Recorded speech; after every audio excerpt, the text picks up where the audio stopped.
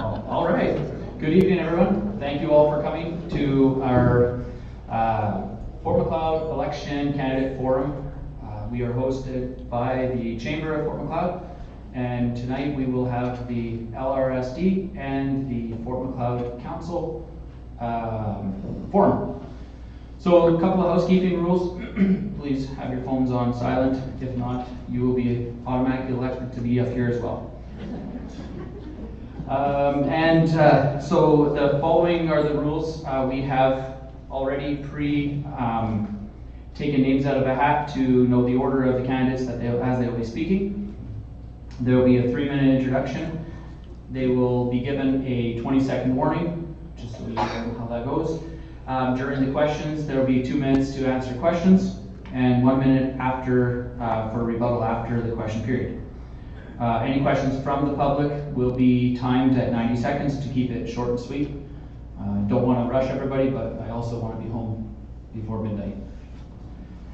Well, without further ado, I will introduce to you the LRSD. So starting in alphabetical order from my side of the stage, Dan Berezan, followed by Jim Burdett, followed by Linda McClelland, followed by Lori Hodges, and then last but not least, Savi, I knew I was going to butcher it, and I tried to practice this already, Savi Houldin-Yaworsky.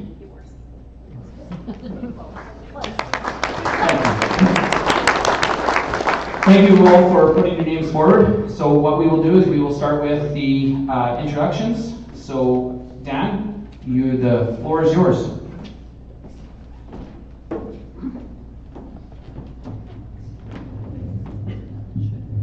Forgive me for leading into this, not the best with microphones. I want to thank everyone for coming. Appreciate having people come out and do it. My name is Dan Berezan, and the reason I'm running for school board trustee is I have a young family, and I want to do whatever I can, like any parent, to give them the best chance at education that we can provide them. So if I can help in any way, I want to be involved. A little bit about me. My family moved to the area about 10 years ago. We came from Calgary, where we had successful careers in oil and gas, like most people. And we moved out here and wanted just a slower, different kind of life, and that led us to Pincher Creek. I have a young family now that have just started in the school system, so they're going to be there for the next 12 years, so I wanted to get involved and see what we can help. One of the things that I think is important is I don't have an agenda or a platform that I'm running on as a new candidate. You know, I don't really have all the information to really form decisions, and I think that's something that helped me in my career prior to this, is that I'm about listening to problems. I'm about trying to understand the problem before I come up with solutions. It's not about coming and saying, I've got all the answers. It's about listening to the stakeholders and hearing what they have to say and building solutions based on that satisfy everybody's needs and sort of look after the best for everyone. Other than that, look forward to your questions, and thanks for coming up.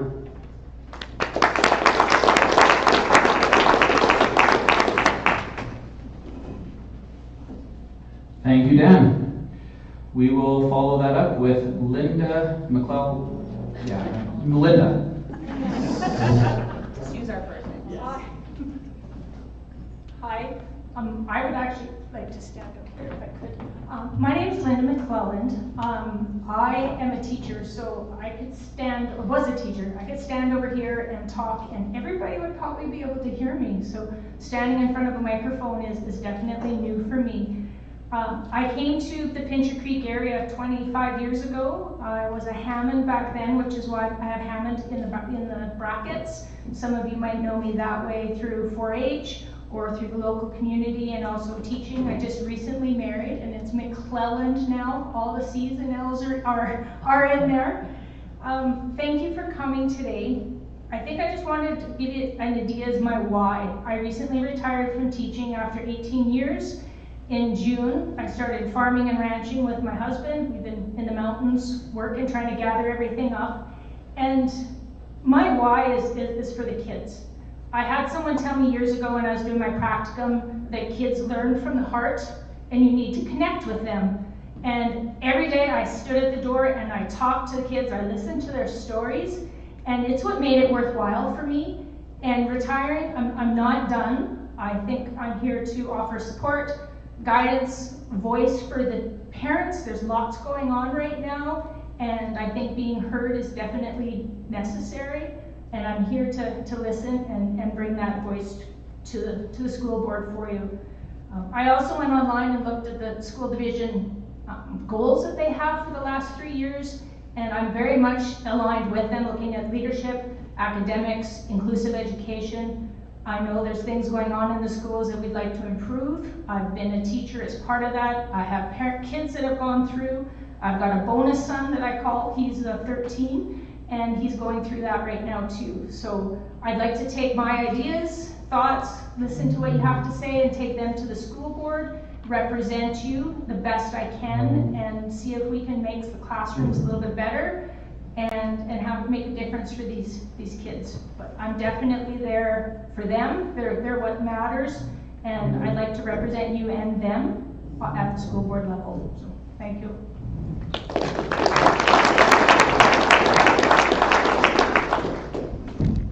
Thank you, Linda.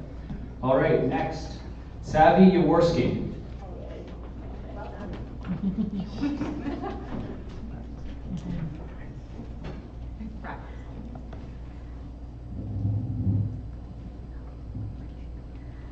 Good evening. Thanks to the former Macleod Chamber for hosting this forum and to all who are here tonight. Thank you to all the candidates running for council and school board for taking the brave step to putting your names forward. It's important to be a participant in the democratic process, a privilege that so many are not fortunate enough to have. I came to Canada as an immigrant with my family when I was 6 years old, and I'm a proud product of the public education system in Alberta. I bring a lifetime of commitment to education, community service, and thoughtful leadership to this candidacy. I'm a retired teacher with 30 years of experience in the classroom, which has given me both perspective and credibility when it comes to understanding what teachers and students need to thrive. Since relocating to Pincher Creek in 2010, I've been involved in the life of the community. Through my volunteering, I've been involved in the Dolphins Swim Club, the Mustangs Football Club, Matthew Halton Booster Club, the Windy Slopes Health Foundation, Kootenai Brown Pioneer Village. I've also organized a children's shopping event at the Legion for the past 4 years, and I'm currently the secretary of the Pincher Creek Lions Club. Through these varied commitments, I've built relationships and learned the needs of our residents and have shown up whenever it was needed. Why should you vote for me as your trustee? I feel that I'm well suited for this position. We need a voice from the west end of our ward, as we've not had a trustee from our area in many years. I've taught for 30 years and understand what happens day to day in the schools, the challenges that teachers face, the supports that students require, and the dreams that parents have for their children, and the importance of making sound, data-informed decisions at the board level. I've been actively involved with the Alberta Teachers Association at both the local and provincial levels from early on in my career. That experience has given me insight into educational policy, collective concerns, and the need for building bridges between parents, teachers, administrators, and trustees. I'm your neighbor, your community volunteer, and someone who cares about local issues and our youth. I understand diverse points of view, and throughout my career and volunteer life, I've been a voice for advocating for adequate resources, fair treatment of all staff, and the belief that all students, especially our rural students, should have access to high-quality education no matter where they live. If elected, I'll focus on the following: student-centered decision-making. Policies and budgets should flow from what's best for learners. Our motto is every student, every day. And rural and local sensitivity. In a division that covers a wide geographical area, I will advocate for equitable funding and programming, transportation and resources, so all students benefit regardless of their location. In closing, I'm a candidate who knows schools from the inside, who cares deeply about my neighbors and community, and I'm ready to work on your behalf. My years of teaching, advocacy, and service to the community give me both the experience and heart to be an effective and attentive and principled trustee. Thank you.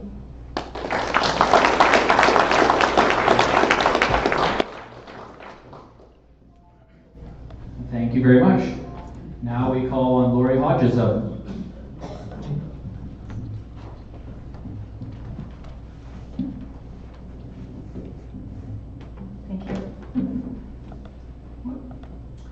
Good evening, everyone. I also would like to thank the Chambers for hosting this and allowing us to be part of this forum.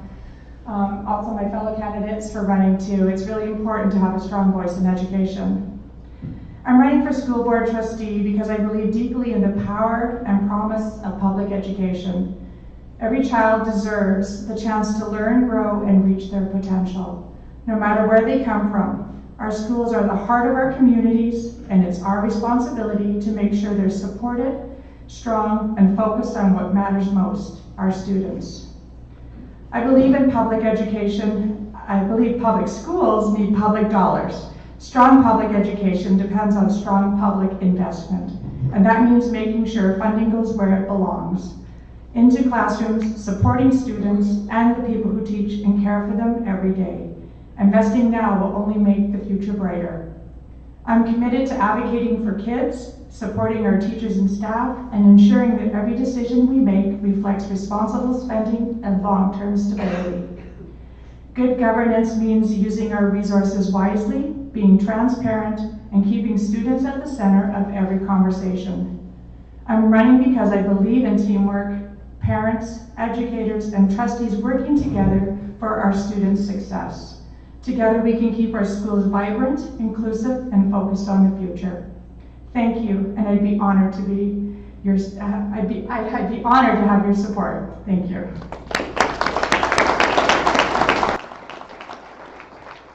Thank you, Lori. And last, Jim.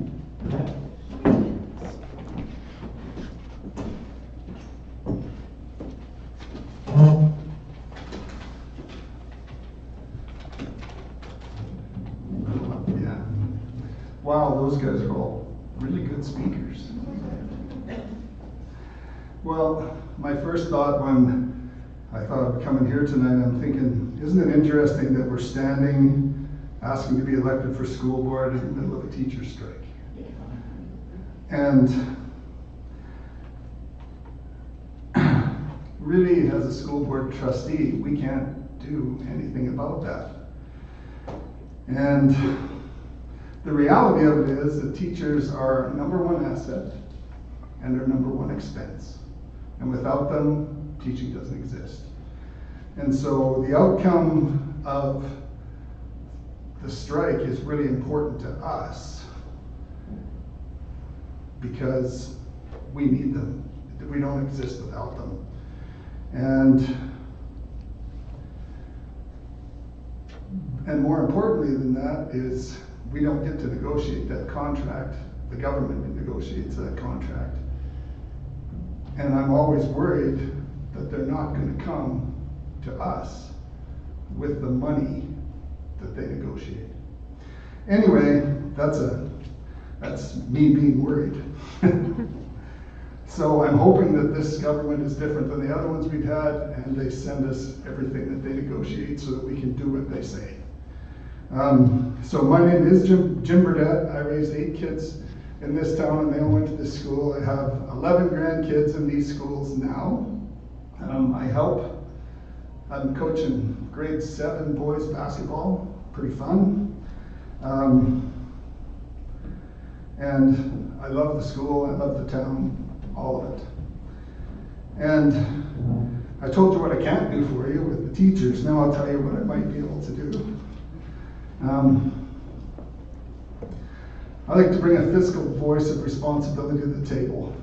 I like to say what I think. I like to ask questions and get straight answers, and you will never guess where you stand. I will tell you what I think about what it is we're talking about. I believe that I can represent students. I like the kids. I didn't grow up in education. I've been a farmer, I've been a store manager, I've been, oh, you name it, probably about 1 million different things. But I understand that we need to be fiscally responsible. I understand there's limited money in the system, and we need to make sure it's going to the right places.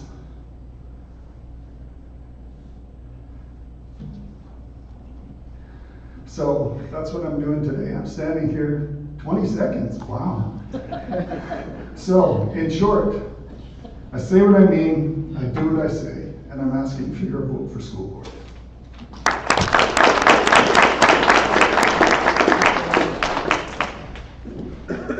Thank you, Jim. All right, so your order now will be reversed when we go to closing remarks. So we now open the floor to questions.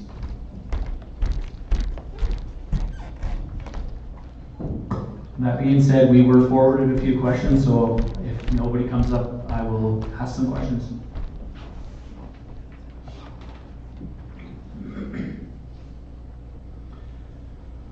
All right, I will start. So all questions will be addressed to all of the candidates. Each of you will get an opportunity to answer. And you will get 2 minutes to answer. So the question is, given the recent financial reports and the need for fiscal responsibility, are each of you willing to vote in favor of moving trustees to a salary-based payment rather than an hourly, and to implement a cap on expenses and travel reimbursements? Many larger school divisions already follow this model, offering a set salary around $22,000 annually with a cap mileage and expenses. Currently, our trustees' earnings range from approximately $17,000 to $40,000 per year. Do you believe it's time to adopt a more cost-effective structure that ensures more of our funding goes directly into classrooms rather than administrative and trustee costs? So I will start with Savi on this one, and then I'll just call each of you to come up and give your 2 minutes.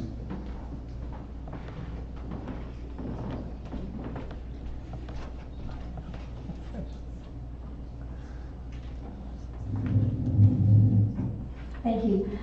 With regards to financial reports and salaries, at this point, because I haven't been on the board, I'm not totally aware and up to speed on all of the financial reimbursement for trustees. That would be something that would be worth discussing. If that's something that the public and our community feels it needs looking at, then that would be something that we would definitely address. Thank you.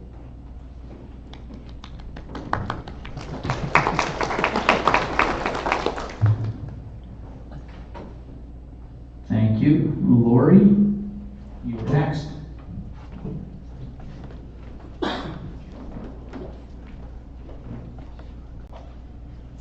Thank you. I am on the school board right now.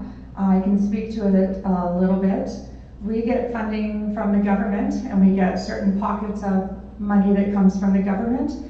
And central office and trustees get one pocket of money. The pocket of money that is given to us is not coming from classrooms. It never has and never will. We are allowed so much money in that area, and we cannot go above and beyond it, and we can't move it anywhere either.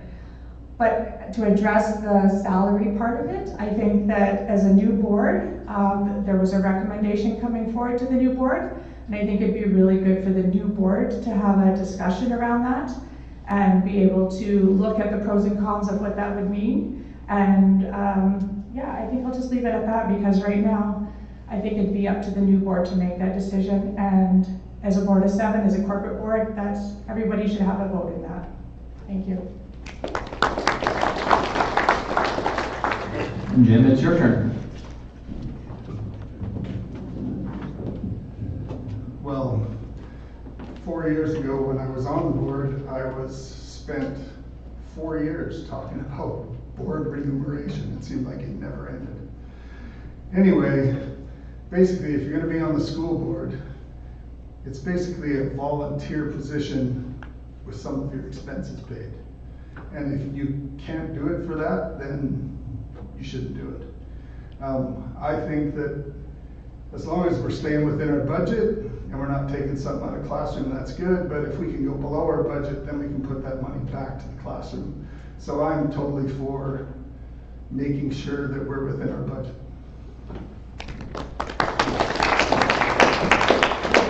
Thank you, Jim. Dan. No, it's your turn. My turn. Okay, sorry. What's the next class? Oh, okay. Sorry about that. Yeah, to be honest, I didn't realize when that person said the wages that are paid are that high. I didn't realize that. I kind of thought it was mostly a volunteer position with expense reimbursement. So I'm for not seeing money go to trustees when it could go to schools. And I know maybe that means we have to change something and change the way pockets are allocated, but it's at least worth exploring.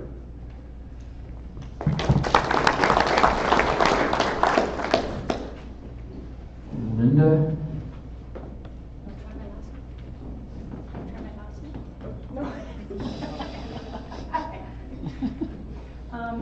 Again, I am new to the trustee positions, and I don't know if I can speak on behalf of this or not, because I know from Lori saying that it's a separate entity altogether. My understanding being a trustee is volunteering and sitting on different committees, and I think depending on the number of committees you're sitting on and the distance you need to travel, you should be compensated for that versus someone who's only doing a minimum of the meetings. But that would be something that we would have to discuss at the board meeting if it was something that we needed to look at. And ultimately, as a trustee, we're here for the students and what's best for them. And if there's a way to manage some money to move things around and still work for everybody, I think that would be the way to go. Thank you.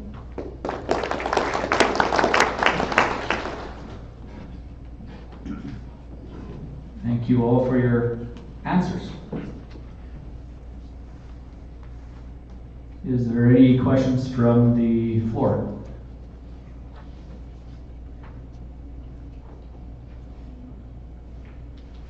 You guys are making me work tonight.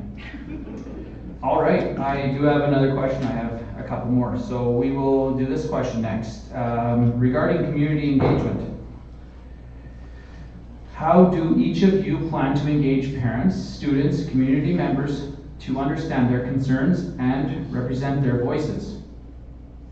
So I will start with the order in a different way. So we will start with Linda, actually. We will start. Would you like that question repeated? Community engagement. Yeah. Got it. For myself, I am active in the community already. I think I need to probably step up a little bit more for Fort Macleod, being I am in Pincher Creek and have been farming and ranching in that area for the last 25 years, owning businesses there and being active with that. My responsibility would be to you, the parents. I have a Facebook page that I post events on. I would want to be involved in school activities, go to council meetings. I think with everything that's going on, being out, talking to parents, listening to the teachers, the EAs, the students, they'll tell you everything if you give them a chance. And bringing that information back to the board and to the school is essential. I know parents want to have a voice, and my role is to be that voice for you and to take your concerns and the good and the bad back to the board so that we can discuss what those issues are.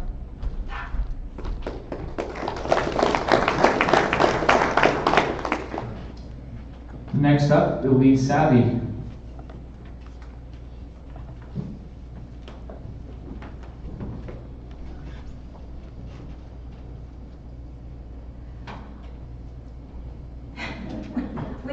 To community engagement and representing concerns. A part of the role of the school board trustee is to attend school council meetings and events in the community that the schools are hosting, so I would be definitely there in Pincher Creek as well as in Fort Macleod. Community members, parents would be able to have access to me through email. I do have a social media presence as well, and I would definitely bring concerns to the board, also knowing that although I bring concerns to the board, it's a board of 7 trustees that will end up making the final decision. But please know that your voices will be heard, and I'm just easily accessible because I'm also involved in a lot of community events. Thank you, and Lori.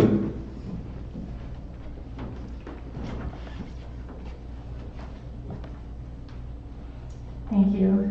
I think parents and community members and students are vital importance in having sorry, I'm a little nervous. It's super important for everyone to have a voice heard at the school board. And I think we are in the middle of doing, not in the middle, we're going to be starting our new 4-year ed plan, and I think it's going to be really important that we reach out to our community and to our parents and to our students and hear their voices. So when we're building that 4-year ed plan, we can reflect what we hear from them too. Attending our school councils is really important. It's how you get the pulse of what's happening in the schools and what parents are feeling. And so it's really important as a trustee to attend all of those meetings and attend the community events around them. I think that we don't sometimes hear it enough, and I think parents sometimes feel that we don't necessarily listen as well as they think we do. But I think that communication and reporting back to the community and to our parents and to our students is a step that sometimes is missing, and so that they know that their voices are heard. And I think that as a school board, we could do a little bit better with that and making sure that everyone has a voice and that you're hearing that we have heard you and that you are part of what we're making in the decisions. Thank you. Thank you. Jim, it's your turn.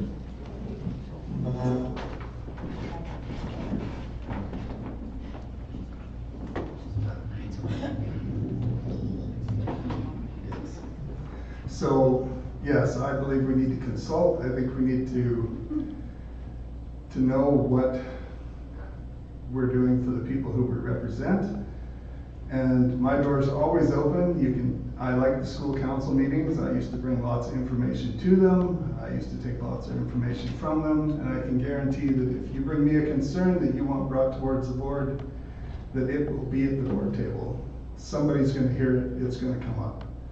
Not always do things come up, but with me they do.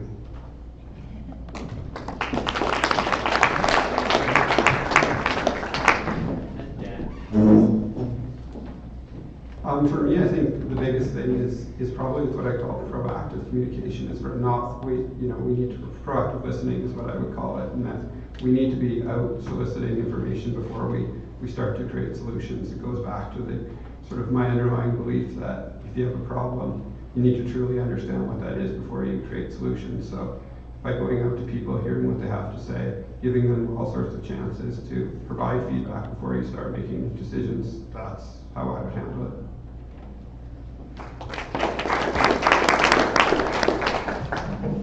Thank you all. And the last question that I have, so if nobody else comes up, then after this question and you all have had a chance, then we will reverse the order from opening and you can all do your closing statements. All right, last question, I believe. Do you support LRSD engaging the business community in providing students with valuable trades or work experience during high school? And I will start with Lori on that. That's how I picked it. Okay. Yes, I would support that, and I do support that. Trades are an important part of what our kids need to learn. In Livingstone Range right now, we've had actually many great conversations with the chambers and about what we can do within our community to help support the trades within the schools and offer maybe other ways to get kids to know what kind of trades are out there. We also have a really great partnership with Lethbridge Polytech that offers really good trades programs too, and we're working really hard at Livingstone to build that program to be bigger and allow more students to take that. Trades have been pushed aside for far too long, and now we have a greater push to make the trades more accessible to our kids. They don't know what's out there until we show them, and so until we can show them what's out there and let them get that experience, they won't know, because there's so many choices out there now. So yes, I think that having these partnerships are crucial to our schools, to our businesses, because they need those kids to learn what their trades are about so they can hire them and they can stay within our local communities too. So yes, I'm passionate about this. I think this is something really good for all communities. Thank you, Lori. Jim, your turn to answer that.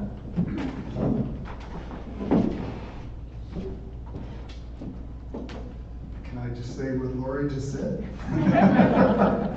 Because I agree with her. I think trades are a key. I think there's a shortage of trades. We can't build enough houses in Canada because we can't find enough people to build them. And that's one of the things that needs to happen, and so I support that.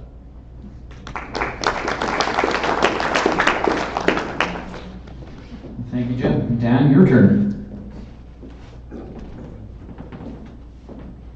Simple answer to the question is yes, but I would also look at it beyond trades. I think that there's opportunities for everyone. Post-secondary education is really expensive, and allowing kids to have a chance to try all sorts of different things is very valuable. One of my favorite classes in high school, when I went to school, was we actually had a work experience program, and what that did is it gave me a chance to go and experience about 8 different jobs, and it really helped me decide what I wanted to be and not decide 4 years down the road. And so I think, because Laurie said, there are so many choices, trades and beyond trades, that if we can help kids get a chance to experience it, I think we make their lives easier.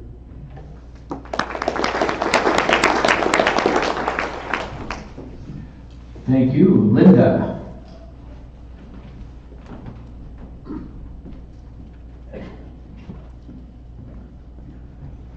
This one's an interesting one for me, because I hear Danielle Smith talking on the news about bringing tradespeople in to teach our children, and we should just open up the schools and let them come in. And I don't agree with that. I believe that if you want to come into the schools, that you should take the training and have the education background to do that. I know there was a teacher in Pincher, the home ec teacher, that wanted to become a teacher, so he was allowed to teach until he got his accreditation as a teacher to become part of the school. And I'm full on for trades. I think that it's definitely an area we need to look at. But I would like to look at possible funding going towards the schools so that the teachers can take the children to the plumbing, to electrical shops, to mechanics, to get that experience and maybe work on a project in those buildings, but have the teacher there as the guidance and the support and the trained background to be able to do that. I know we already have the Green Certificate program that my son has partaked in, which is an ag focus. So he was able to work on our farm and learn about cow production and crop production and get credits toward that. And there's also apprenticeship programs that the kids can go and do work experience. I think it's the RAP program. And the biggest concern that they had when my kids were trying to get into, one was going into welding, was trying to find a business that would take him on and allow him to put the hours in. So I think as a school, going and talking to those businesses, getting them on board to help with the education, but I still feel that it's important that there's some teacher involvement with it to just make sure that the needs of the students are looked after. Thanks. Thank you, Linda. And Savi, you are last.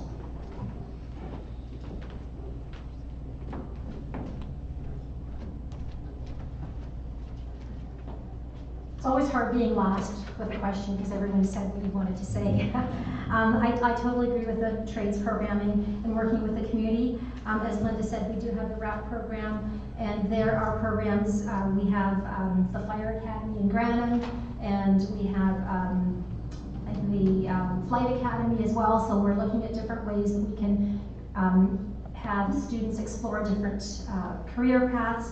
I know way back when I was in school, we had a complete trades program, and unfortunately that's not our reality today. I love the idea of having teachers, as Linda said, I'm friends with the teacher at Halton who is the foods teacher, and he's amazing, and he definitely wanted to do that. And if we can work with tradespeople who want to come to our schools to then work on their education degrees, that would be great as well. I think what we need to do too is continue those partnerships with colleges and universities to come in and show our kids some of the opportunities that are out there.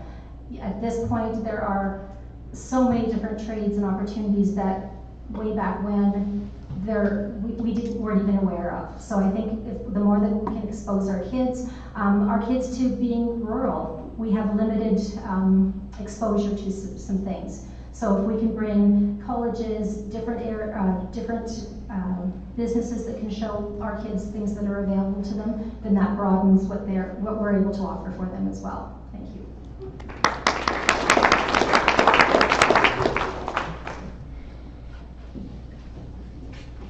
Just another last call. Is there any questions up on the floor? Oh, perfect. Look at this. All right. I've thought about this question for about 7 or 8 years, actually. And I was a support staff at FP Walsh for 15 years. And I'm wondering if, I don't know if there is, but if there isn't, I would hope that the board would put something in place to protect support staff. The teachers have the ATA. The support staff really have nothing. And I was privy to know of a situation where someone, a support staff, was in the principal's office with no one in there to advocate for that person. And I would say it was an abusive situation. Now, if there was a vice principal in that office, that would have never happened. You know, to have 2 witnesses of discipline or concern. And so my question would be, would you be willing to set up policies to help protect support staff from being treated fairly if there's any concerns between support staff child, support staff teacher? Does that make sense? Who would you like to answer the question first? You get to pick. Oh, it doesn't matter. Anybody. Yeah, I get to pick again. I will start at the bottom of the list with Jim.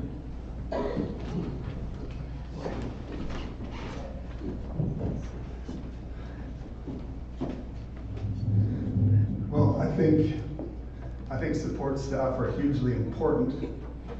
And in part of the school division, there is a union. In the other part of the school division, there isn't one. And so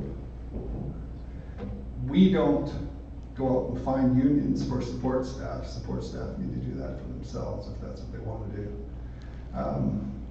But I believe that in looking at support staff for the outside world, support staff are underpaid and overworked, and yeah, they don't deserve to get beat up either by people because they don't have support. So I would support. I don't want to see that happening in our schools. So however that gets supported, I would look favorably on that.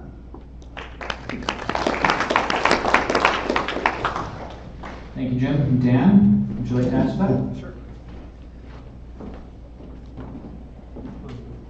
Again, I'm hoping the school board actually has something in place that actually is in place to deal with something like that. And if they don't, they should. Quite simply, every business should have a code of conduct, and it should be well published and well known as to what happens in your workplace, how people interact with people, how superiors interact with the people who work for them, how we function as a group working together. So the answer is yes, that should be in place, and if it isn't, it should be. Thank you, Dan. Linda?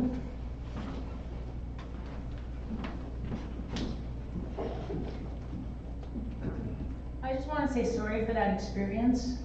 As a teacher of 18 years, I've had EAs come through my classroom, and they're essential. As a trustee, I would advocate for them in any way I possibly can. I have had amazing EAs with my kids going through school, and I've had some that struggled and needed some extra support. I agree, they're underpaid, they're overworked, but they're valued so much. I don't know what the policy level is for being a trustee, whether we can put in those policies to do that, or if it's just an awareness that needs to happen within the schools. But it's definitely something that needs to be looked at. You see bite marks of EAs. I know one EA right now that's doing insulin injections for a student with very little training. And she's like, well, if I don't do it, what's gonna happen to this child? And it just baffles me that these are the situations that are in our classrooms right now, and they need to be addressed. And that's definitely one of the things that I will be advocating for, is support for these EAs and get them the training that they need to look after these students and your children, and get them the support that they need so that they have good jobs, and they should only have that job. They're raising or helping us raise our children. I don't think EA should have to go have another job in order to get by. And so, yeah, that's how I feel about that.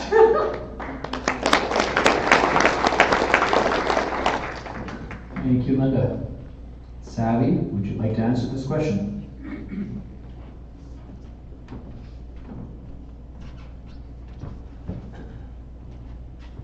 I too agree that EAs are essential. I worked as a learning support teacher for the last 12 years with the Livingstone Range, so I know some of the challenges that our EAs are facing and some of the difficulties that they have and the children that they're dealing with. That aside, as a teacher, you want to support those EAs, but I totally agree that a situation like that should not happen. As someone previously had mentioned, we do have two different groups within our EAs and our support staff. So we do have some that are unionized and some that are not. And I'm not sure what the process is and what the policies are with regards to, as Jim said, forming a union or how that would work. But I think as an EA, I would hope that you would have a good enough relationship with your teacher that your teacher would come in and speak with the principal if you were having some issues. Again, as Linda said, I apologize that happened to you. That's a horrible, horrible situation. And I just think that we need to ensure that we are keeping our EAs, because it's a really, really tough job. And without the EAs in our schools, our teachers aren't as effective. Thank you.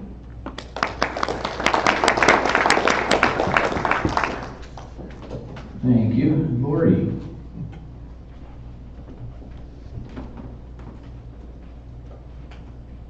Thank you.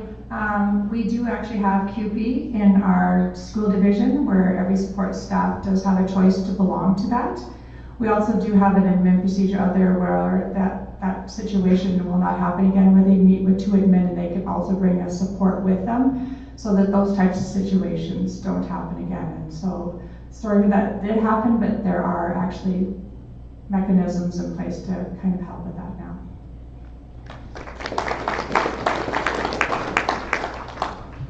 Thank you very much. All right, Christina. I didn't think I'd be as nervous on this side, but I don't know if this is part of your guys' role or not. The population of Fort Macleod is growing. We've talked about it with council, and it's inevitable. Eventually, we are going to need another school. So we've looked at what we need to do to advocate for a new school, but how and at what point would you advocate to the government that we would have a new school before a city? Because we find that most funding goes to bigger centers, and us little rural towns are left out. And Jimmy, we'll start with you.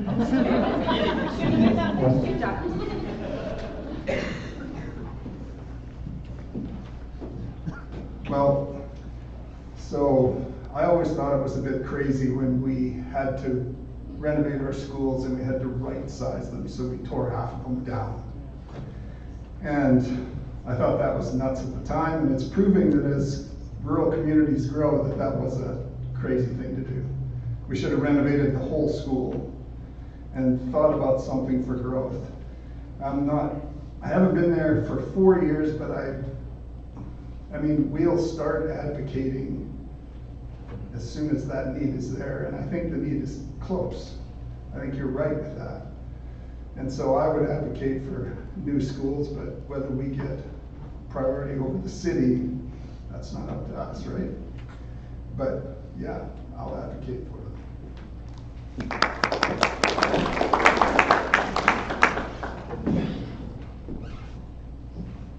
I'm going to continue with my order as I have. So Dan, you're next.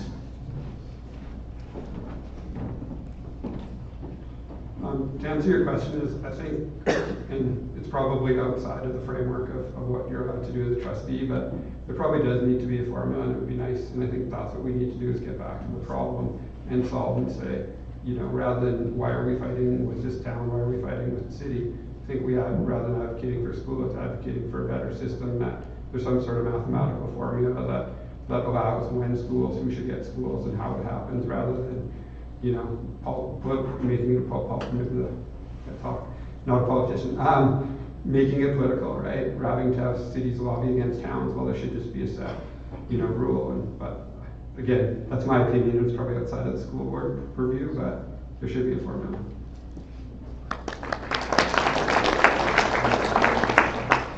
Linda.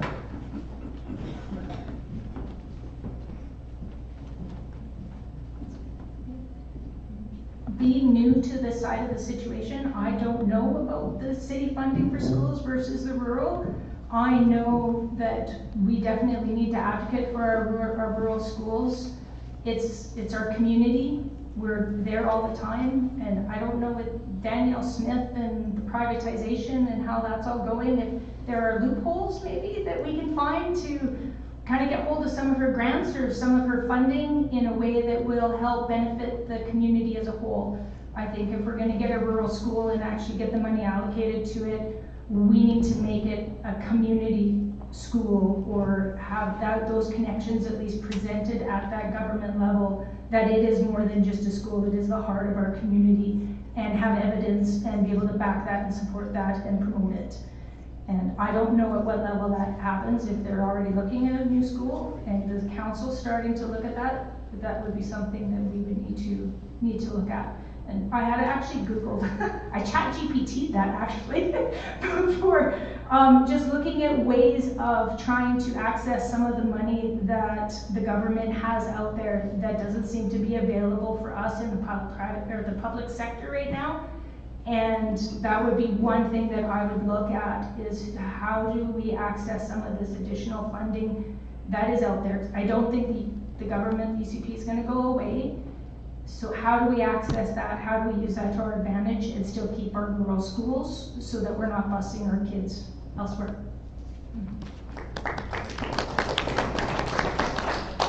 Thank you. Savi, are you ready? Good.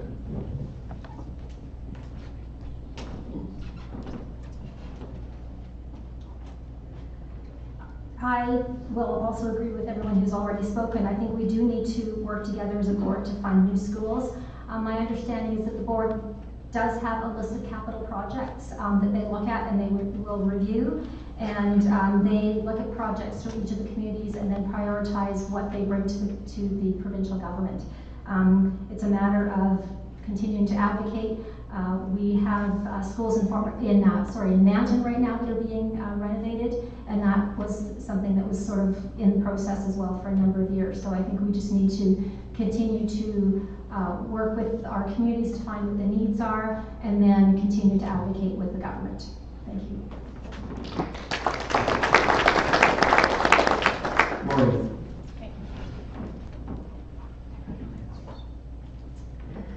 Okay, so as a school board, we do have a capital plan in place that we do approve every year. Our capital plan now, we are, like Savi said, we are building in Nanton right now. We are now looking at Lumbrick. They were next on our list, and then we have a community project that will happen within Pincher Creek.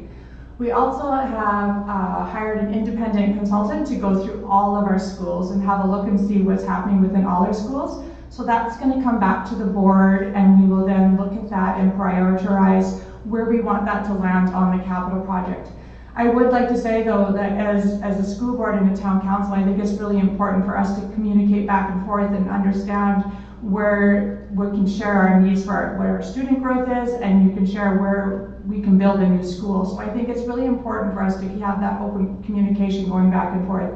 I know we did meet once and we talked about the growth of the schools and where we could build a new school. So I think it's also very important for us to just communicate back and forth, like I said, with each other, so that we can work together to make sure we have good schools in our communities. Thank you.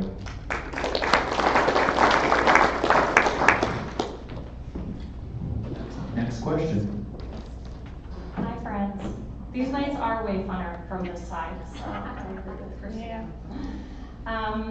So I really appreciate Jim's candor in the current climate in the world of education. We've heard some of you talk about what you love about Livingstone Range School Division, but the teacher strikes made it clear that teachers are struggling and they feel unable to continue to properly educate students if classroom conditions don't change. So while the government has the final say at the negotiating table, what changes would you like to implement in the school division over the next 4 years on a governance level that would support teachers and improve those conditions for students?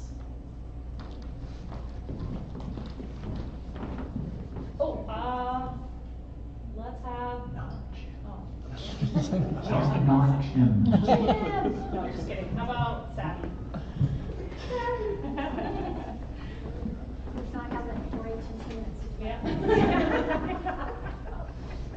You need to repeat it.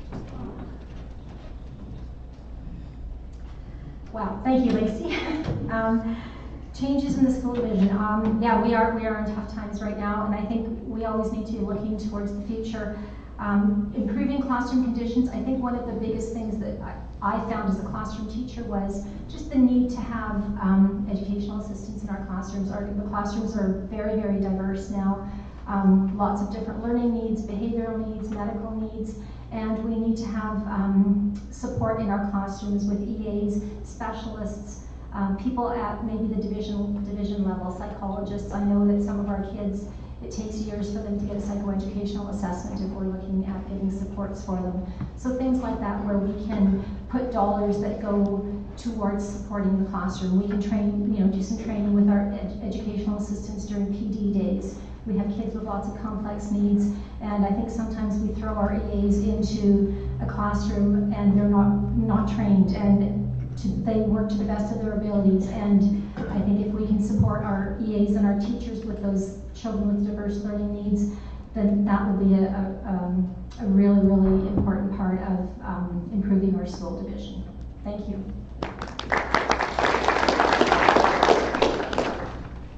Thank you. Laura, your turn.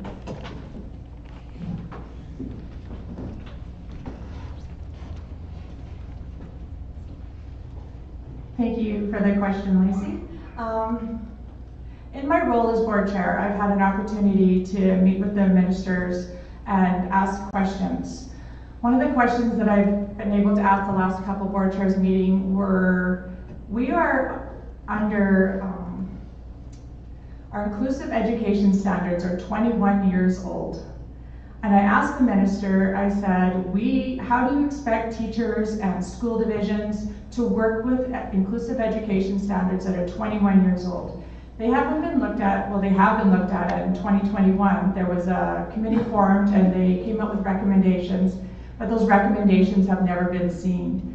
So at my last board chairs meeting, I asked the minister, I said, will government commit to a timeline and getting these inclusive education standards out, which would really help classrooms in dealing with maybe potentially some of the complexities that go on into them?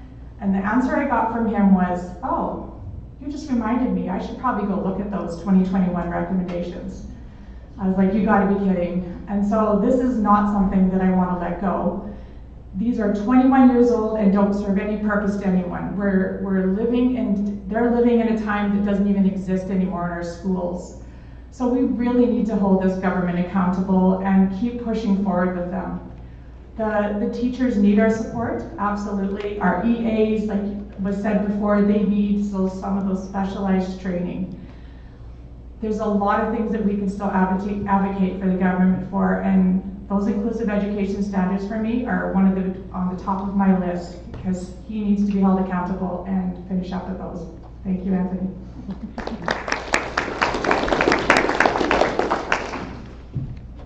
Now it's your turn, Jim.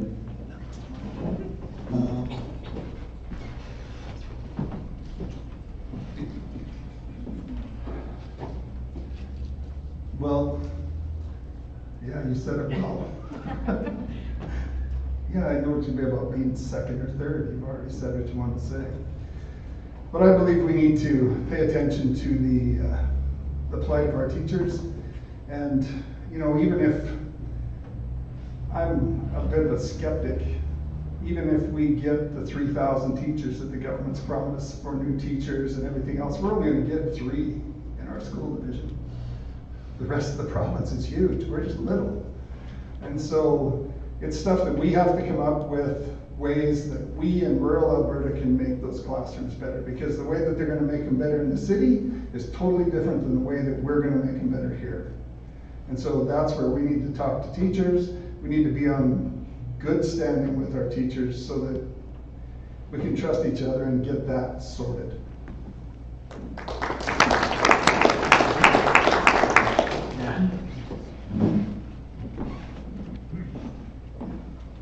Thanks. I like your question because as an entrepreneur, I take it to heart, is how do you work within a system that's not working for you? We don't, we have to, once, it's funny, a guy running for kind of quasi government is going to say this, but I once had an insurance broker tell me that if your answer is government or insurance, it's a stupid question. And so I think it's one of those things where we need to find ways within our system, within the school district, talking, and that means listening to teachers, listening to EAs, listening to all the stakeholders, and figuring out how do we work around this? How do we create policies within our school district? How do we do things that can support it? And knowing that we're only going to get so much money, how do we make that effective? How do we find ways around it? And I think, it's not an easy answer, but it's something that can be listened to and a solution can be found.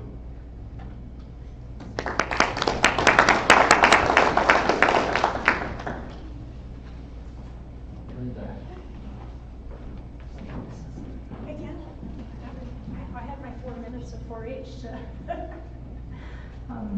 Lacey, this is a good question. Teaching and being in the classroom and visiting and talking to people. I've had the privilege of having my kids be with some absolutely amazing teachers. I have a gifted daughter that was on the high end of in the class and needed that extra enrichment, and sometimes it was a struggle to get that to happen. She actually ended up repeating grade 9 because at some point in the division they did a split at Halton, so she ended up repeating a grade. And so there were discussions there of how is this best for my child and where are we going to go with that. And then on the other end I have my youngest struggles, has had a learning plan. Some teachers have been absolutely amazing, and others, I had one tell me, I'm sorry, I can't help your child, he's in grade 4. I have so many kids, I won't be able to help him read. Please read with him at home. And it just broke my heart as a teacher that these teachers are so overworked. They're trying their best, they care for your kids. Like I said, we're there because it's in our heart, right? So for me, I went through being a business owner and a farmer and a rancher. I went through the financials of Livingstone School Division as well. They manage it well from my perspective. They're in a deficit. Every year they're going into their surplus. It's not sustainable. So what we have now, for me, is kind of where we're going to keep going unless we do something different. So I don't know, like I said, maybe accessing some different funds, getting some community involvement, definitely advocating for public education. And it's for me, definitely a platform that we need to address. The teachers deserve it, the class deserves it, our kids deserve it. So any information that you have or you want to share with me, any stories, I'm here and I will take that with me to the board. Thanks.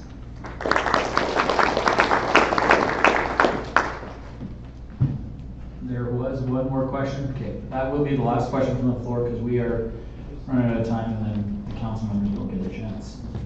This is specifically about curriculum and what schools offer in terms of a broad and knowledge-rich deep curriculum. Specifically fine arts, and more specific to that, music. Music has been proven in many studies throughout the world to improve grades across all subjects, typically by about 3 grade points. It also improves like school culture, the social emotional well-being of children. We've seen time and time again that fine arts, specifically music, is always the first subject to go. And the schools in LRSD don't really offer a music curriculum. Is this going to be a priority for this board, or fine arts in general? Yeah, it doesn't bother me who answers it first. All right.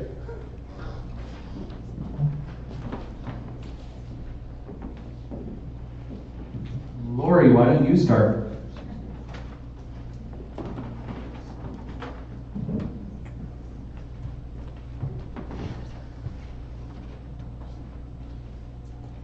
Thank you. That's a really great question. You're right, fine arts is one of the first things that gets cut with funding. And it's truly lack of funding that actually decides on how that's going to go. We do keep advocating for more funding because I do believe that there's students out there that do extracurricular sports, there's students out there that are academics, but there's also students who live and grow with music, with just being able to be part of that. We do still advocate for the funding for that, and we do hope eventually we will get it, and we won't stop advocating for that. Part of it is the teachers too. There's not enough teachers out there that can teach some of the subjects. We get funded by bums in the seat, but not all the time because we're on a weighted 3-year moving average. And so the year that we're in, we don't necessarily get all the funding for the students that are sitting in those seats. It's really hard to build programs when you don't know what kind of funding you're going to have. And when those outcomes are curricular outcomes, and unfortunately, yes, the fine arts do get cut first, and it's not great. We do have some teachers that teach art, and we do have some of that, but they're teaching other subjects too. And so the rural divisions do suffer a little bit when we do have low enrollment and being able to fund those. I do see it as a priority. We had a motion come out to go around learning French, and we're looking into the viability of that. So there's definitely motions out there that we can explore and look at to try and bring the fine arts back into the schools and the literacy, and even with the fiscal responsibility of it too. Thank you. Jim.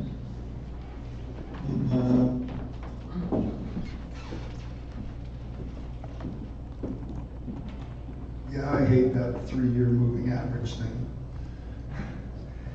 It works against us more than it works for us. I was really sad. I just heard that the band program wasn't at Walsh this year, and it wasn't anything to do with money. It was to do with the calendar, and they couldn't figure out how to work it in. So I don't know if you're always going to have issues in rural education with funding unless the government's going to give rural education a boost on funding. And the cities don't like to do anything but person by person by person because that's how they get paid the most. So that's where the votes are. I don't think you'll see that coming, but I think it's important that we have the arts and that stuff. There needs to be places where kids can feel like they're successful and that they do good things. And lots of kids feel it there when they don't get to feel it anywhere else. And so I support the arts, yes.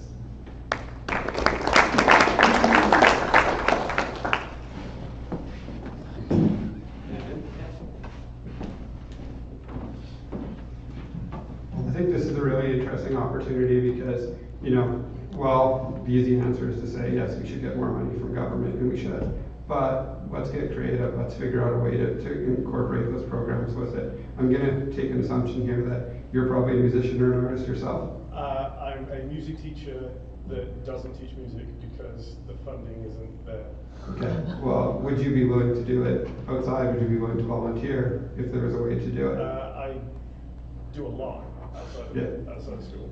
Yeah. And I'm sure you do, but that's a question that I would ask is there a way we can create a program so that we can get volunteers or we can do things like, again, I'm not disputing that the government shouldn't fund it better, but what can we do so that kids can still get that? And we use our community as resources. There's lots of musicians, artists, people who could maybe support with some of that stuff. Let's get creative. Let's find a way to bring those people in, figure out a way to make that. Maybe it's not necessarily formal curriculum, but at least we give some people an output. Might do something. Linda.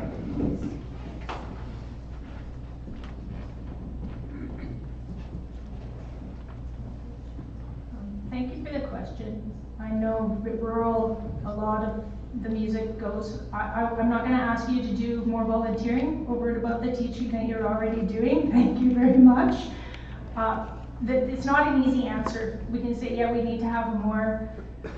I know when I was teaching, I would put music into my curriculum. I would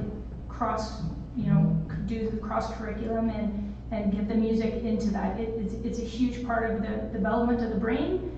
And cursive writing, with that being gone too now, it's definitely a need.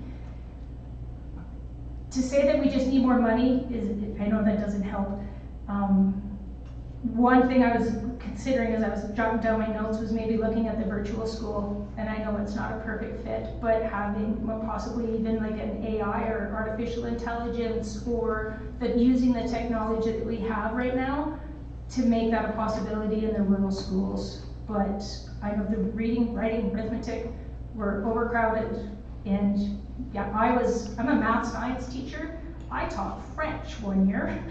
And I was the one that had high school French in the late 80s, and I was the one most qualified to teach it. So I taught French for a semester.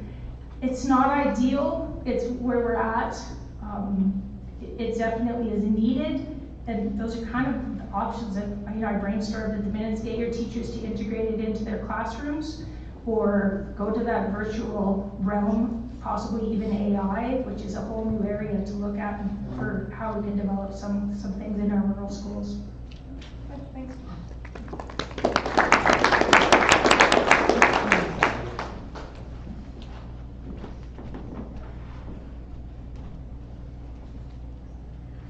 I do agree with all the previous speakers. Fine arts and music is really, really important to our kids because it does develop that other side of the brain. We talked about the funding. One of the challenges that we find too in rural areas is that we don't have specialists in those fields. When we do have them, we use them and we share them among all different curricular areas. If you're lucky enough to have a music person or an art person in your school, then your kids are truly, truly lucky to have that.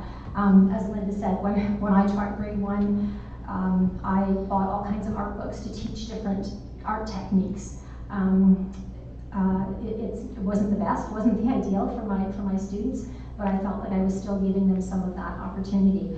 As Jim mentioned too, that the whole weighted moving average piece, where we're being funded for prior years rather than the years of the kids in the enrollment that we have. And as you said, Fort Macleod is booming right now, and we've got more kids and less funding for that. I definitely, we had, I think in Pincher Creek about 4 years ago, we had a gentleman who was an EA who also was a musician. He was a member of a band, and he helped to teach our band program for our students under the supervision of a teacher. So we were really lucky to have that. Some of our elementary schools have amazing music teachers and art teachers. And I think whatever we can do to support them so that we can continue to have those programs in school would be really beneficial. Thank you.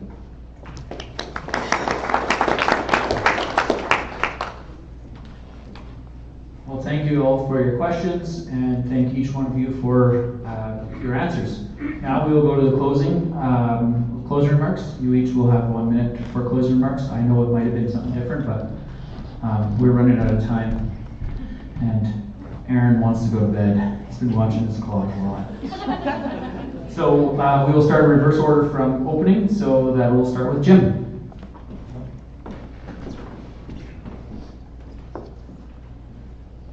Well, it's been really good to stand here and listen to these people. It's too bad that only 2 of us get to go there, because I think this is a great group. But I would really like to go there. I think I finally have the time in my life that I'm kind of a so-so semi-retired guy that I can put my heart and soul into making this school division a better place. And if you want what I can bring, then vote for me.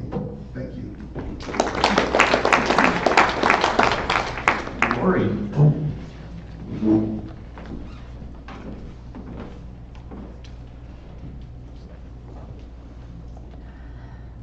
Thank you for the opportunity to share tonight.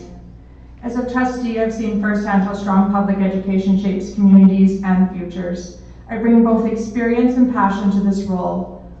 experience that helps guide responsible decisions, and passion that keeps me focused on what truly matters, our students.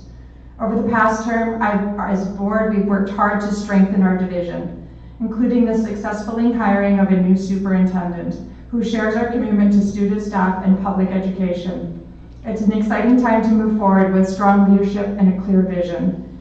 I believe in public education, in advocating for our kids, and ensuring that public schools receive the public dollars they need to thrive. If re-elected, I will continue to speak up, not only at the board table, but to government, for fair funding for teachers and staff, and for every child who deserves opportunity and support. Together, we can build a school system that our communities can be proud of. Thank you.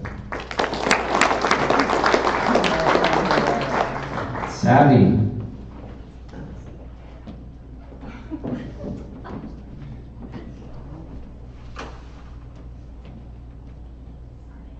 Again, thank you for spending your time with us this evening. I hope you've learned a little bit about me and my beliefs. I'm passionate about public education and will continue to advocate for properly funded rural education. I loved being a teacher for 30 years and feel very blessed to have had an impact on the lives of thousands of students. I feel that I can continue to make an impact on students and support public education in the role of trustee. I hope that I've earned your vote. Thank you.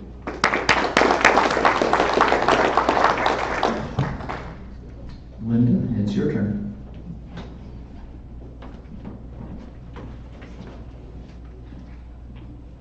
I'd just like to thank everyone for coming tonight, and I hope you vote for me. And this is my first time being up here in front of everybody, going for a trustee position. It's pretty exciting and a little nerve-wracking at the same time. But the LRSD vision that they have on their website is every student, every day.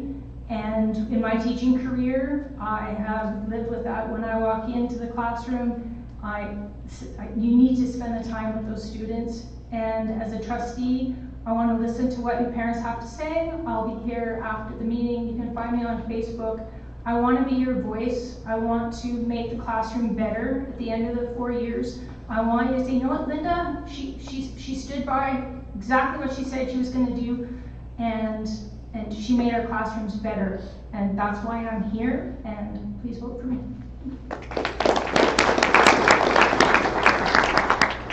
And Dan, you get the last word. Thanks. I want to thank everyone for coming, listening to us all talk. Really appreciate it. Hopefully you can see that everyone here is really about listening, and I think that's the thing that what I want to sell myself on is the fact that I'm here to listen to all the stakeholders and let's find solutions. You know, I think it's one thing that we need to continue advocating for better dollars and better resources. That's I think everyone can agree with that. But let's also have a chance to be creative, and let's figure out ways to do what we can within our own school division and figure out ways to solve problems beyond just looking at the government for money. Thanks.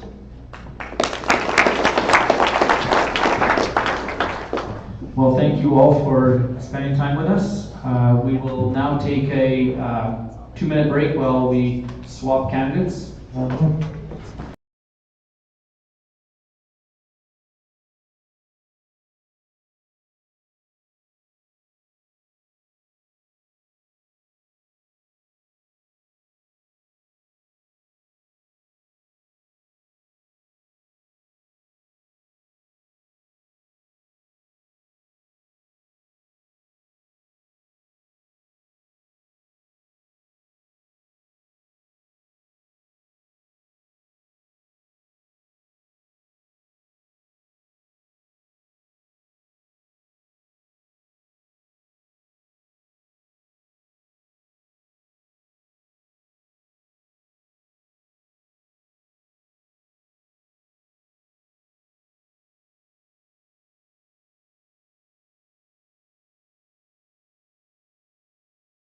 We will go to the main event for the evening. So sitting here to my left is your candidates for council for this year. And we have them in alphabetical order, how they will appear on your ballot, or at least how I was told they will appear on the ballot. So we're going to do our best to go through and introduce them. and they will each then get 3 minutes to do their introduction. We will then open questions to the floor. So we are changing it a wee little bit. The candidates do know this, but I'm just letting you as the public know. We will be asking for questions from the floor or questions from online, and we are going to give you an opportunity to ask 2 people those questions because we are running very short on time. So I do apologize. I did not expect to be this late on time. So without any further ado, I will start here on my left with Christina Fox, followed by Tyson Knauf, followed by Jim Monteith, followed by Len Olson, followed by David Orr, followed by Jeemeet Patel, followed by Shawn Patience, followed by Poytress. So our speaking order for this evening starts with Jeemeet. Come on up and do some talking.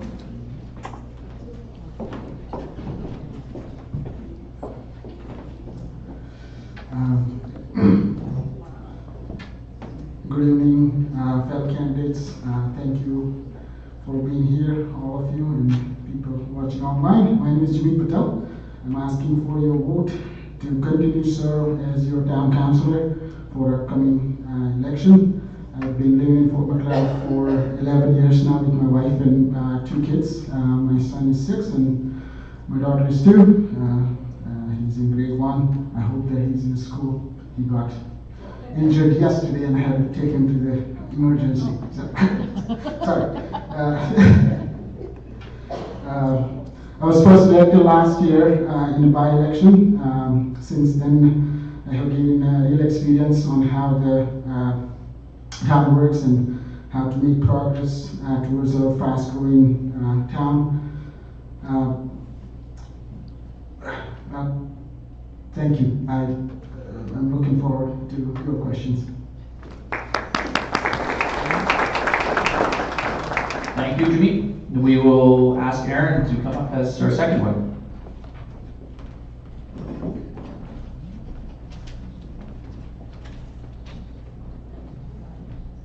I got this timed out, so excuse me if I speak a little fast.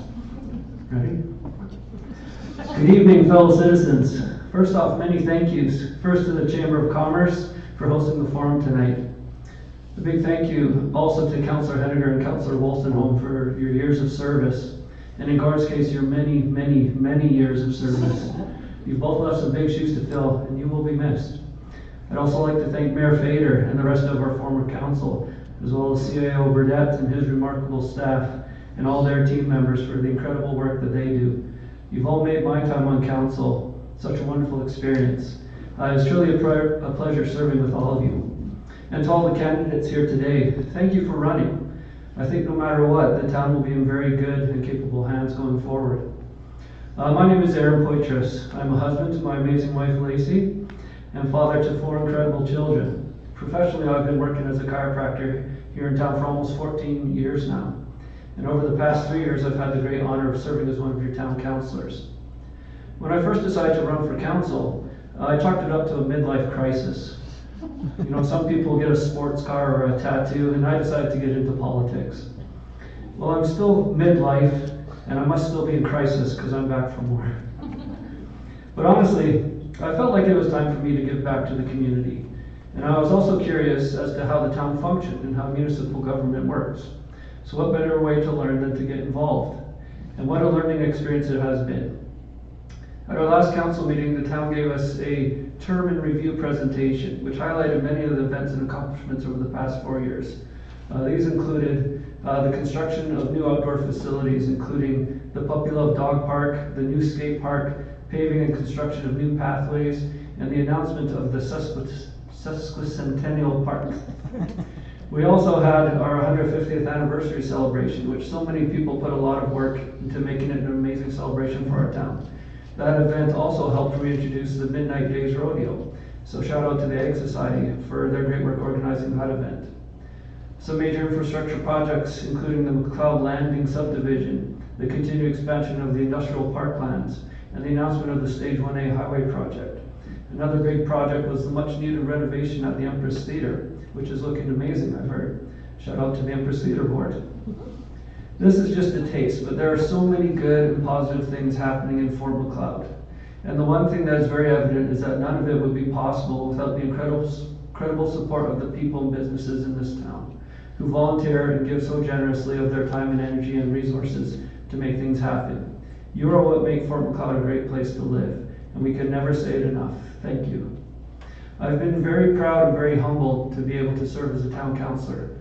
I didn't know it was possible to feel pride and humility at the same time, but there you go.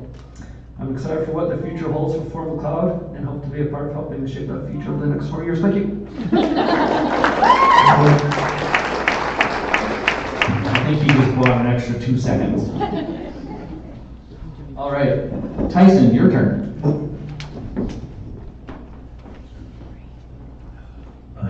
I'm Tyson Knauf. That's a tough act to follow with Aaron. He came well prepared. I moved here 3 years ago. My wife is Paige Burdett. I thought of getting up here and asking Jim some questions, but then he already got picked on by you guys. So I moved here 3 years ago in hopes to getting into a small town where we could raise our family. We have 2 kids, Addie and Gunnar, and they're both actually now at FP Walsh. And I wanted to run for council when I first came here, but I thought, I'm too new to town. No one knows me. I don't know if I would even get in. And it wasn't until family members and friends suggested I run that I started to think I'm at that stage maybe where I should run. And what really kind of turned my perspective was actually being involved in coming to some of the town council meetings and speaking up and sharing my perspective, especially when it came to bees. I keep bees as a hobby, and it's something I'm passionate about. And one of the things that I found I was able to bring the most to into attending those meetings was actually coming with an understanding what bees really were and what the whole experience was. And my only hope was just to share that and be able to give council the perspective they need to make a decision. And initially they were moving towards not putting bees through, and I came to a second hearing, and it wasn't until actually it was Aaron ended up speaking up in favor of it that the council was swayed. And I think it was in that moment that I realized that the council is only as good as the people that actually come and speak from the town. We're only as wise as you are. And my real desire and my passion is in dialogue. I'm really excited to be able to represent you and your thoughts, your feelings, and the things that you think are important. Because those are really the things that are most important in this town. I really appreciate your votes, and I look forward to interacting and continuing to meet with you. I've been enjoying the dialogue at many of your doorsteps so far, and it's given me a perspective that I didn't have coming into it. Some of those things you just miss walking down the street. You don't realize that there's no sidewalk there until someone you're talking to says there isn't one. And I look forward to that continued dialogue. Thank you. Thank you, Tyson. Jim, it is your turn. You asked for an easy question. This is easy. I'm really good at easy questions. Good evening, ladies and gentlemen. Thank you for coming out and showing an interest in the future of our town. It's been an honor to represent the town as a councillor for the past 8 years. It's been a pleasure to work with the councils on issues the town has faced. We have councils that have worked well together and for the betterment of the town, and it's been a testament to the quality of the people you've elected in the past that this has happened. I have learned a lot over the last 8 years and hopefully have contributed toward the progress the town has made. I'm not going to repeat the statistics Aaron beat me to, but the only thing I'd add to what he mentioned was we've got a continuing program where we extend pathways, sidewalk improvements, paving upgrades, and doing a little bit every year so we don't run into problems when something goes wrong. So I think that's important. We don't want to move everything to the future. We want to look after things on a year-by-year basis. It's much easier to handle. The only thing Aaron didn't talk about is we've had, over the last 4 years, 102 land sales, which is tremendous. With as much as we've accomplished, though, there's still lots to do. I looked at what I talked about the last election, and some things stay the same even as we move forward. Housing was an issue back then. We've added 222 new single-family and multi-unit doors, yet we still have a housing problem. We have a housing problem where it's affordable. With the cost of building materials and interest rates, it's basically carved up that market so that it's not economical for people to build. So we need to be cognizant of that and look forward to that. All parts of the housing spectrum, we have needs. We have tremendous growth over the last few years. We're going to have a lot more growth coming up with what's sort of sitting there behind the scenes. Senior housing is also another issue. We're just starting to project what's going to happen over the next 10 years in terms of ages, so that we're probably going to need more full care and assisted living. So working with the provincial government, we know that if we start now, maybe in 10 years, we might get their attention. So we can't wait too long. The Stage 1A interchange, that's going to be a great development. We have to make sure we plan that properly. Oh dear. We also need to finalize the area structure plans of the town. We have to finalize our asset management plan. And we have to keep our growth under control and for the benefit of all. Thank you very much.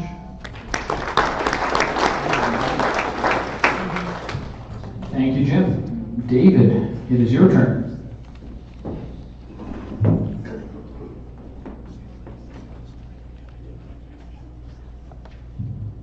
Thank you all for being here, both candidates and those in the audience.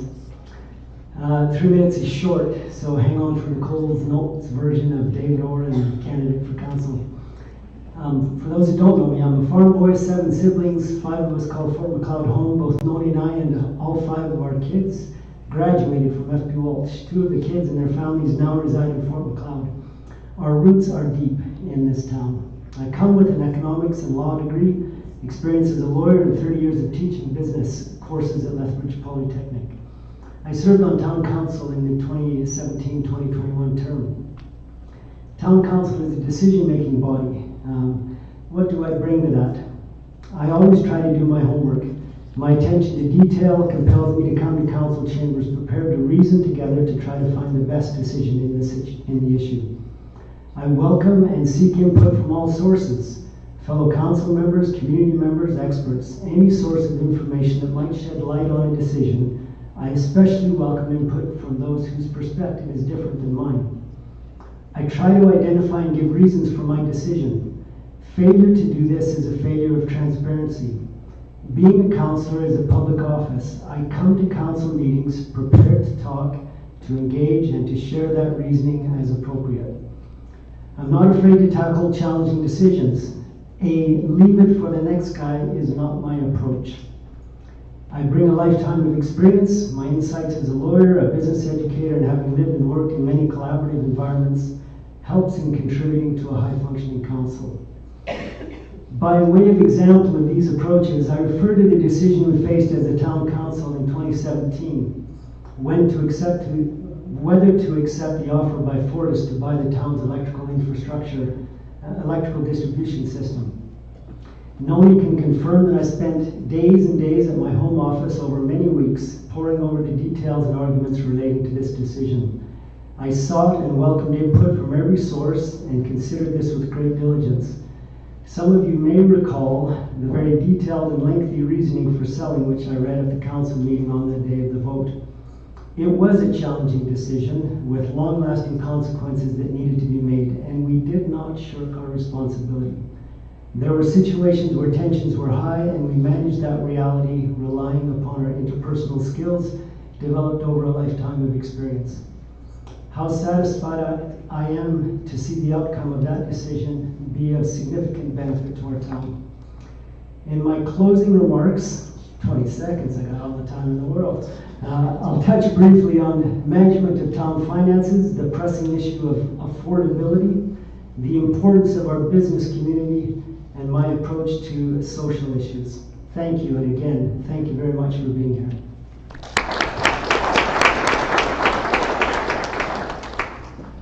Thank you, David. Christina.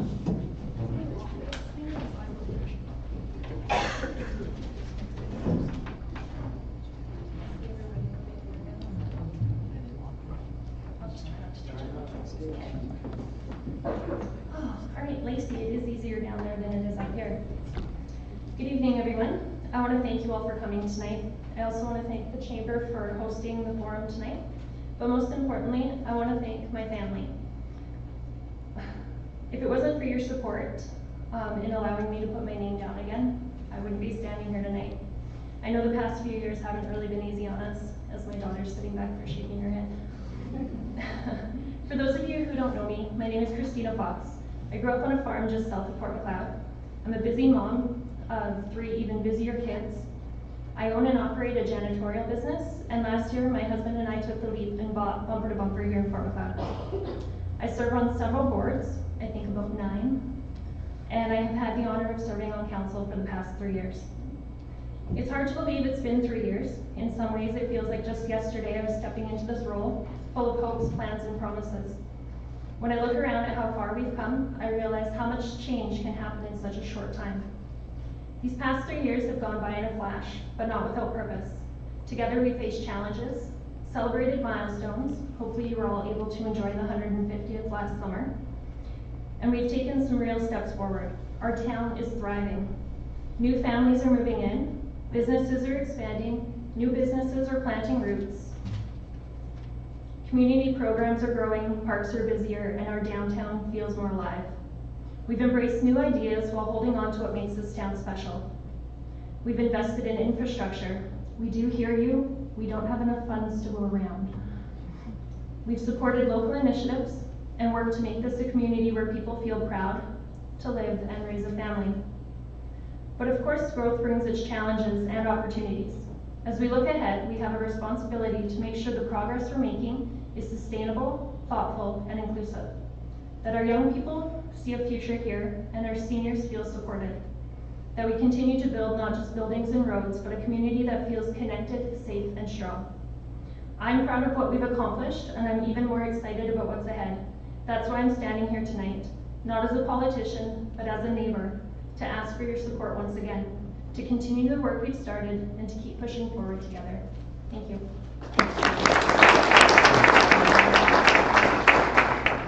Thank you, Christina. Shawn Patience.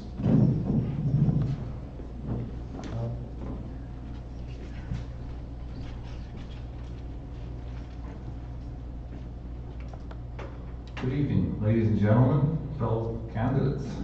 My name is Shawn Patience. I've been a resident of Fort Macleod for over 50 years.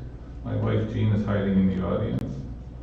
I have over 23 years of municipal government experience, having served 4 terms on municipal council in Fort Macleod, 1 as a councillor in my mid-20s, and I served 3 terms as mayor ending in 2013. Over the past 13 years, I've served 4 different municipalities as chief administrative officer. I've acted as confidant, worked for, and mentored 7 mayors and literally dozens of municipal councillors. When I left Fort Macleod Council, I thought the way we did things were the way everybody did things. But I learned that there's options and other best practices that I think can be invoked in Fort Macleod. My history with the town, I believe, actually predates any town staff or council member, and I believe that history is vital. At a time when the province is digging deeper into the affairs of municipalities, and the relationship between the federal and provincial government are, let's say, interesting, I believe that having that history and that experience would be a vital asset. My platform is really quite simple. I'm dedicated and I'm committed to pushing for well-planned growth, controlling rising property taxes, protecting our special places, and providing equitable government for all. I'm not afraid to ask hard questions, I do my homework, and I make common sense decisions. While many are facing financial challenges and seeing significant increases in their home and property assessments, and And even with our growth and a reduction in the mill rate, which is already below 6, I know many have seen increases in their property tax bills, and I know that's a challenge. I believe there should be an opportunity with new assessment growth to bring that mill rate down even further. I think we're put into office to represent our residents and businesses, and we need to understand the challenges and the issues that we face and look for creative solutions that are in everyone's best interests. I think my best endorsement probably came from my 3-year-old grandson, Gavin, on Saturday, and ran up and gave me a big hug, and he looked at me and he said, "Grandpa, you're just the best." Now, to be fair, I was bringing him cake at the time. I do appreciate your support, and I will be staying after to answer any questions that anyone may have. I want to thank Sharon and Leslie Ann for their support and help tonight, thank the Chamber for putting on the forum, and thank you all for coming.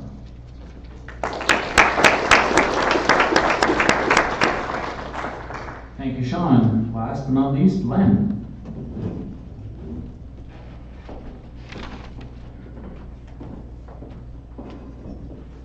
First, I'd like to thank everybody for coming, and I want to thank all the other candidates for getting involved.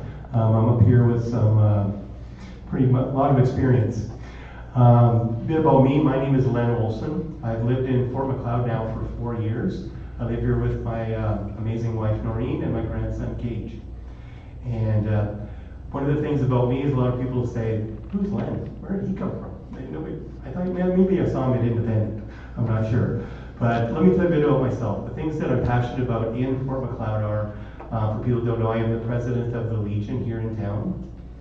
I work also as a director for Fish and Games. I am also was a minor league ball coach. Those are some of the things I'm passionate about in Fort Macleod.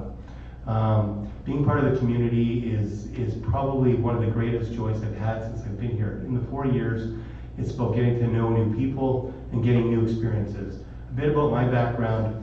I spent the last 35 years of my life as a business and political consultant working across Canada and the US. So a lot of doing work as a strategist, a lot of working in politics. And in the past, as far as being in politics, I never would join as a candidate because I had to answer 2 questions to myself. If I was going to join, was it because I was against something or I was for something? If that was my answer, I would not join politics. The reason I decided to put my name in the ring here is because one of the things in our current environment is if you look at municipal politics compared to provincial and federal, municipal is the community that we need to build from. Everything else right now is there's a lot of strife, there's a lot of division, but within our community, if we can hold it together as a community, we can move forward, and we can do that through our municipal government. So my running for council has zero to do with any beefs that I may have with the current council. As far as my opinion, it's moving forward great. Why would I want to come to the table? My experience in business, my experience in policy, and more importantly, my experience as being part of the community as well. I believe I'd be a fresh perspective. I'm up on the stage with a lot of people with a lot of experience. We've got ex-mayors, we've got current council people, and I'm a new person coming in. Where could I bring value to Fort Macleod? New perspective. I believe with anything that's successful, the most successful government, successful company, successful things relies on new people coming in to bring new perspective. It's not easy to be in politics. I do know that from experience. But at the same time, when you bring new people in, you get a chance to move forward. My goal is to just become part of a team and bring my experience and hopefully grow from there. Thank you very much.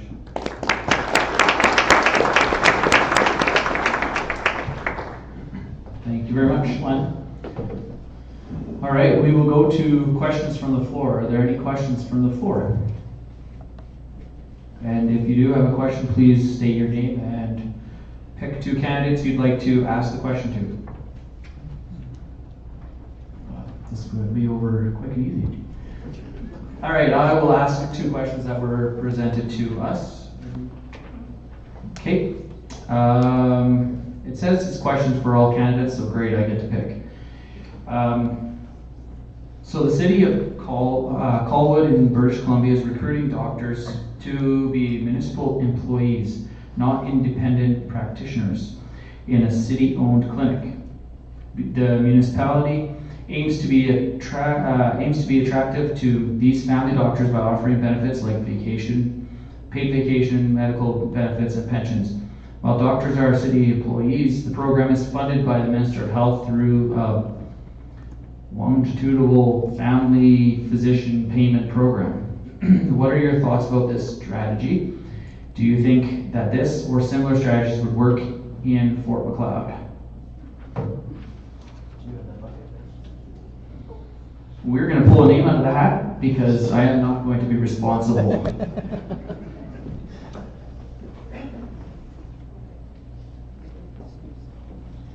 The person that gets to start with this question is David Orr.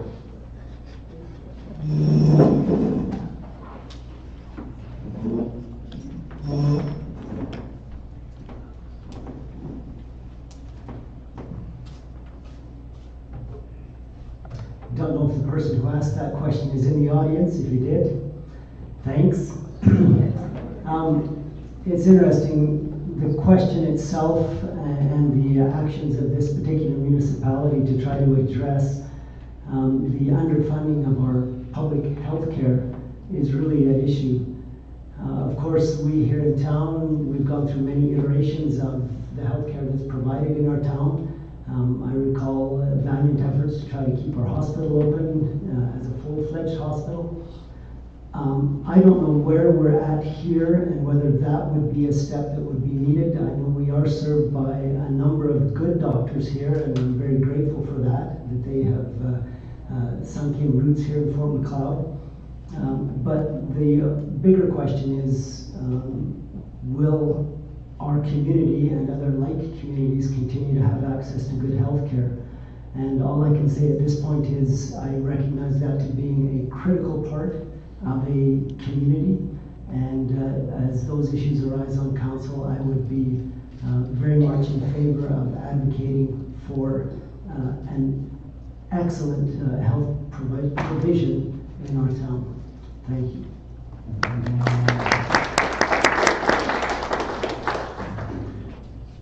Thank you, David. The second name pulled out of the hat was Aaron.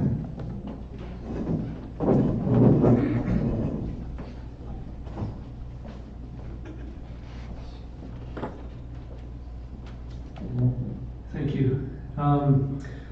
Yes, it is a challenge that not only Fort Macleod faces, but the rest of the province as well.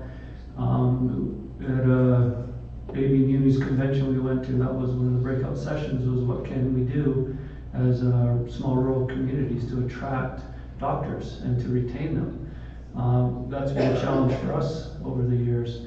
We've had some success attracting doctors, but the retaining part seems to be the bigger challenge. So the idea of having a doctor as a municipal employee, that's interesting. I haven't heard that one yet before. But that's definitely something we can look at. Yeah, there's so many, I guess, different ways you can spin it, but the unfortunate thing is we really compete against each other. So we compete against Clare's Home, Pincher, and all the rural towns to try to attract doctors to our community. So it does require some outside of the box thinking, but it is an important need and something that we're definitely going to focus on in the months ahead.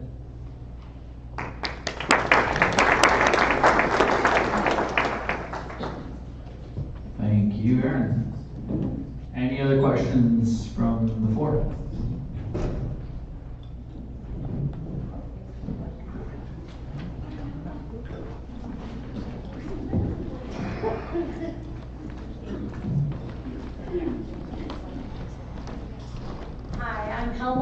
As you all kind of know who I am.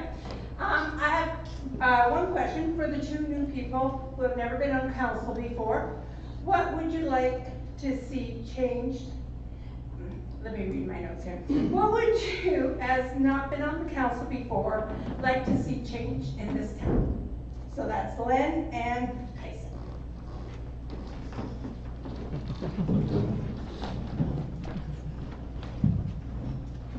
I was hoping I'd get the last question because I was on the notice that my doctor is leaving town. So, and that's probably one of the things I would like to see changed is actually to see people staying here. I know the town has been growing and there's been a lot of support coming in terms of housing and development. But I would like to see reasons for people to move from Lethbridge to Fort Macleod instead of stay in Lethbridge and work in Fort Macleod. When I moved here 4 years ago, the first things that stood out to me is that there's a great walk along the river. I love nature. I discovered the beaver family over by the bridge. I love the fact that there's an ecological component to the community here for my needs in that side. I know a lot of people appreciate that as well. But I think also creating a sense of a place for both teenagers to get outside the home and off of their devices and be involved in whatever, if we can get create after school programs or places where they can go to that's safe, places where we can actually get together in the evenings would be also very nice. I know that Fort Macleod tends to shut down pretty early, and I get it, but it'd be nice to have places to go to that where the community can get together. So that's what I'd like to see.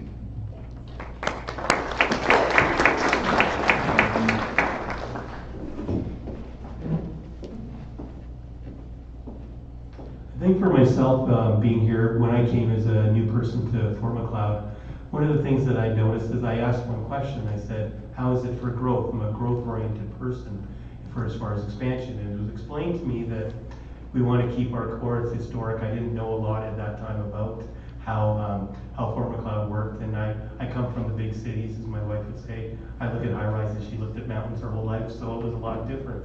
What I would like to see is I'd like to see an opportunity where we can just keep growing and expanding, but finding a way to make sure we keep our historic nature, especially on Main Street, as long as that's some way we can keep it full. I don't see a lot of vacancies at this point, but I'd like to see more growth outside of the main core of Fort Macleod and get more people involved. I see Fort Macleod as a major hub, and from a business perspective, I've always thought this is a place that should be kind of relished as far as a destination. You could be a midpoint for trucking, for shipping, many of those things. So my goal would be to get our name out there as an option for other areas to come and invest in our community, because I think that's where the growth will come from, is investment. I agree we need a place to house people as they come, but I believe that as a council in the past, they're working pretty hard to build and grow more houses and build more houses and that type of thing. So I think it's just more making Fort Macleod more known to the business community so we could grow it and make it a bit more of a vibrant community. Thank you. Thank you both for your question or your answers. All right. Good evening. My name is Patty Ness, and my question goes back to when the swimming pool was built. I feel we're a senior community, and I fought hard for a pool that had walls around it at least, so that we didn't have the wind problem, and maybe in the future a roof. But the pool that we got can never be ever covered. And at that time, the council promised that they would put a bus maybe 3 times a week to Claire's home, a couple times at least. And I would for sure buy a weekly membership to ride the bus, and I paid for the bus, but I'm going to ask maybe Aaron and Christina to answer what you feel about putting some program in place for the seniors of this town to get aquasize. Aquasize is very good for therapy, and that's what I like. Thank you. Christina, why don't you start? Thank you for that question. I would, as a mom of kids who are in swim club, I would love to have an indoor pool as well, because then we wouldn't have to drive our kids to Lethbridge for a whole month of May. But as for doing a transportation system for the seniors, that's one of the things I try to advocate for is our seniors. There needs to be more options and availability for them. I mean, our handy bus is great, but they only go so far and do so much.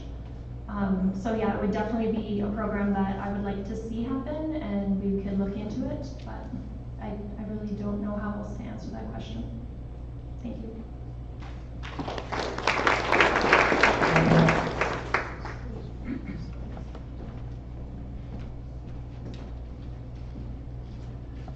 Thank you, Patty, for your question. I'm also a big fan of aqua size. Actually, I used to teach aqua size classes when I was a lifeguard, and yeah, so that's a big challenge, right? As Christina said, you know, our handy bus is an important program that we run here in town, and to expand that to be able to go to other communities would be, you know, costly, would be challenging. And so looking at, you know, maybe some other options, you know, if we can partner with some other taxi companies or bus companies or something like that to be able to allow those opportunities to go to other places, would be excellent. But yes, you know, absolutely. I really enjoy the pool we have. It would have been nice to have a nice big indoor facility. It's not to be, but definitely some things for us to look at going forward. Thank you. Thank you for your question and your answers. Go ahead. Good evening. My name is Hodges. We lived here for 20-some years now, married to Lori Hodges. And the biggest thing, or one of my concerns, it has been for years, and we were lucky that we live on the south side of the one-way, so our kids never had to cross the one-way going to school. And the problem is I see so many kids crossing that one-way, walking to school because they don't want to take the bus, they don't want to ride, or whatever it is, or after school coming home. Now we got the skate parks, we got more kids going over there. You know, we have the McDonald's, the Tim Hortons, a lot of kids going through there, and like we said, town's expanding like crazy, and traffic, honestly, people speed through there, they don't watch, and I like to know, like, we don't even have the crosswalk flashing at 6th Avenue, which my concern, I think that should be. We have one, yes, I know at 5th, we have one down by the post office, but we need one at 6th, and honestly, I think we need like lights, stop and lights there. We really do. I mean, it's a big concern, and we don't have enough with that too. We don't have enough signage listing out as being one-ways. I don't know how many times I've come out and going to work, and I'm always looking towards the Shell or Circle K, and have people coming out of there going the wrong way.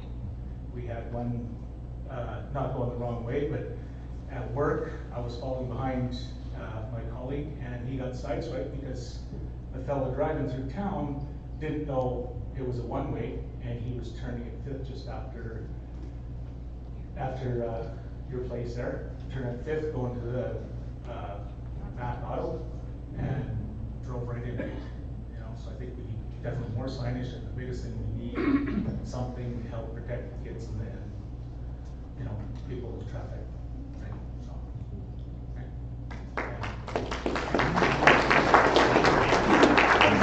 Shawn, do you want to address that? Thank you.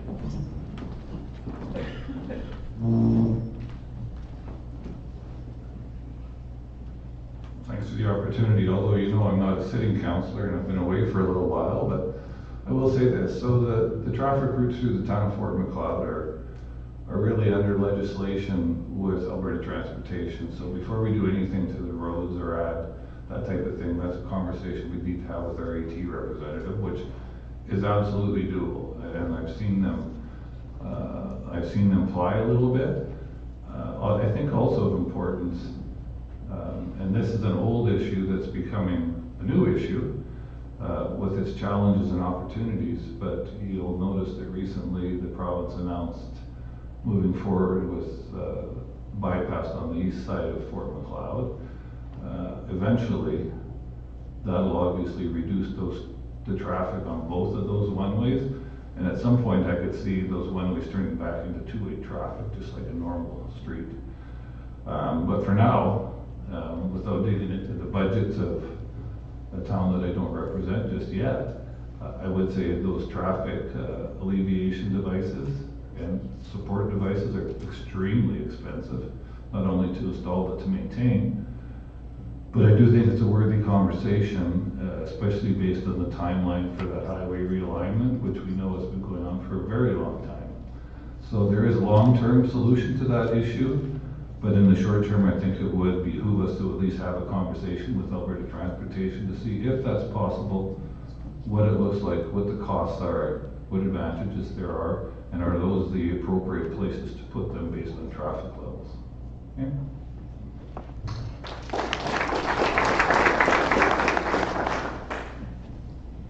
Thank you for that question, Jason. As you know, I live on 26th Street, so my kids are always crossing the one-ways going to school. Half the time, my older two are off to work or have an after-school program, so my 11-year-old is walking by herself, if not with a friend, and it does terrify me. I have watched her sit there and wait for what feels like forever for vehicles to stop. I know as a mom, I really try and teach my kids, like, you wait for everybody to stop. This has been an ongoing problem for a while, and I know Livingstone Range School Division had a bus on that side of town. Unfortunately, we were too close to the highway to actually qualify for the 1 kilometer distance from the school. So they weren't allowed to do that. I don't know if it's still going or not at the moment anyway. But as for signage on the one-ways, I actually just had a vehicle turn from the right-hand lane in front of me at Max here just earlier today or yesterday, I don't remember when it was. We have talked about this at council meetings already, but for people who think municipal politics moves slow, Alberta Transportation moves even slower. So hopefully we can advocate going forward and get more signage on the roads. We even talked about painting more arrows if need be, if we can't get the signs right away. So thank you.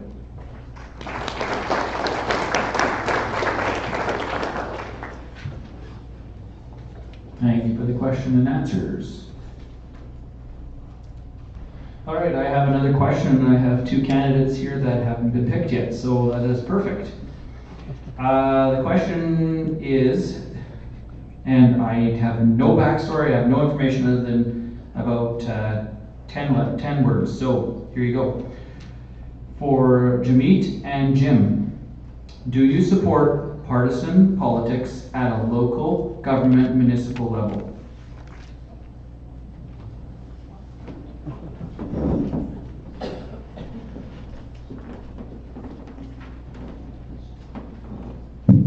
That's an easy one. I absolutely don't agree with that.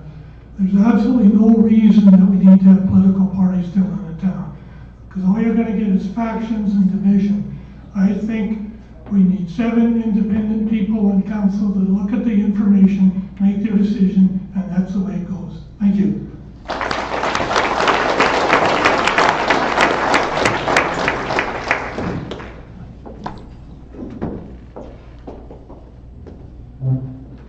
I did got this question last year or 2 when I was running, and my answer is the same, no.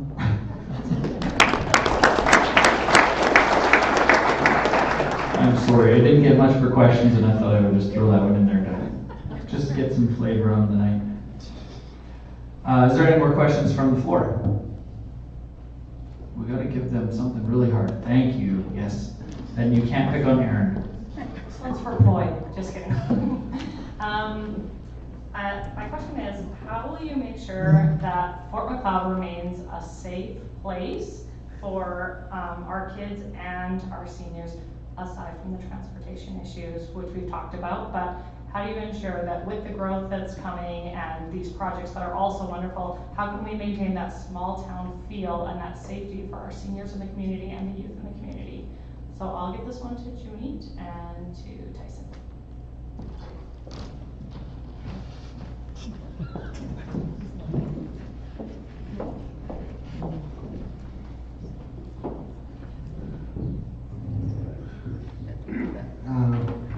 Well, I would say that just staying in I don't know, it's a hard question to answer, but well, going out, meeting people, knowing people about it. I've been living in Fort Macleod 11 years, and I'm happy that my kids are growing up here in town. And I do feel that yes, this small town feeling is very important. When I take my kids to Calgary or Lethbridge, I'm in constant lookout for some reason. They're very busy. In Fort Macleod, I don't have to worry about that. I'm really happy about it. Which I don't know how to answer this, but I do feel that yes, we do need that small town community feel, and I hope that it keeps going up and stuff. So.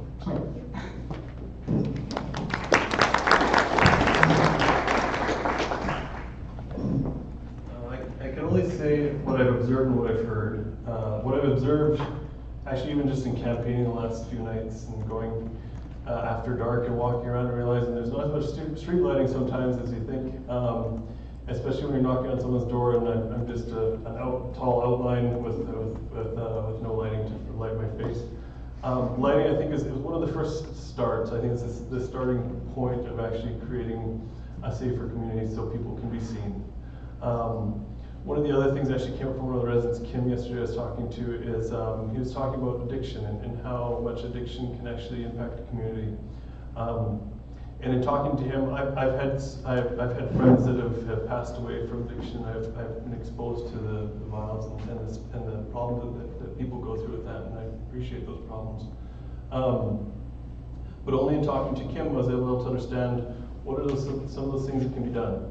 And I don't know all the ins and outs of what can be done to make a safe community, but I do know people that do, and that's you. It's people in the community and talking to you.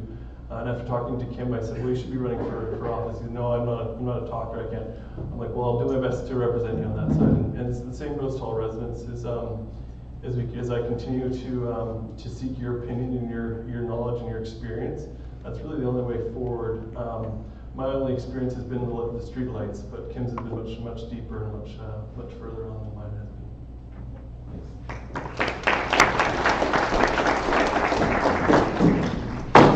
I have some questions from the online audience. These are my personal questions. So from Kathy D, this is for Mr. Olson. Mr. Olson was a lead in the Albertans Against Extremism. Is he still? And if so, how does that link to this role? And if not, what has changed in mindset?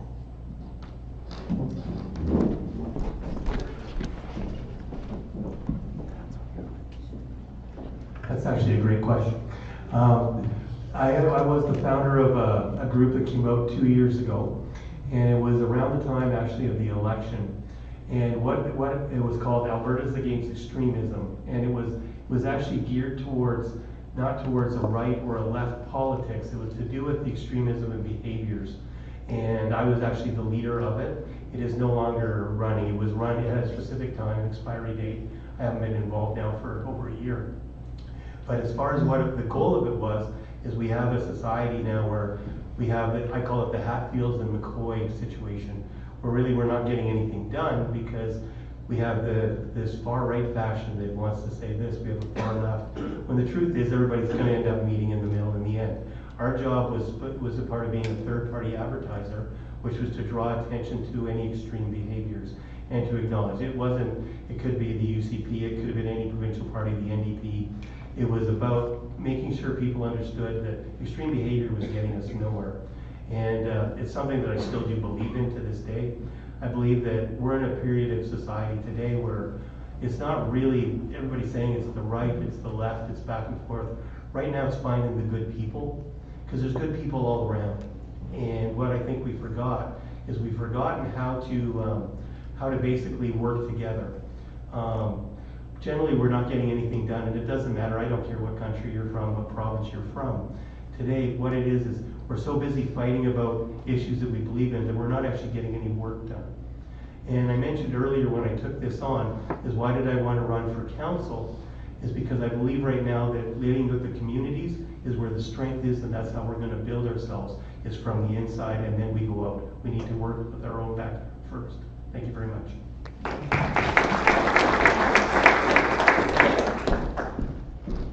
One more from the online audience, from Sandy Davis. This is for David Orange and Monteith. Do you support preserving the history of Fort Macleod, and how?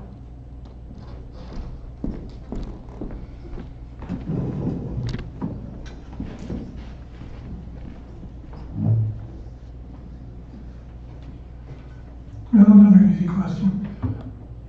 Obviously, I support.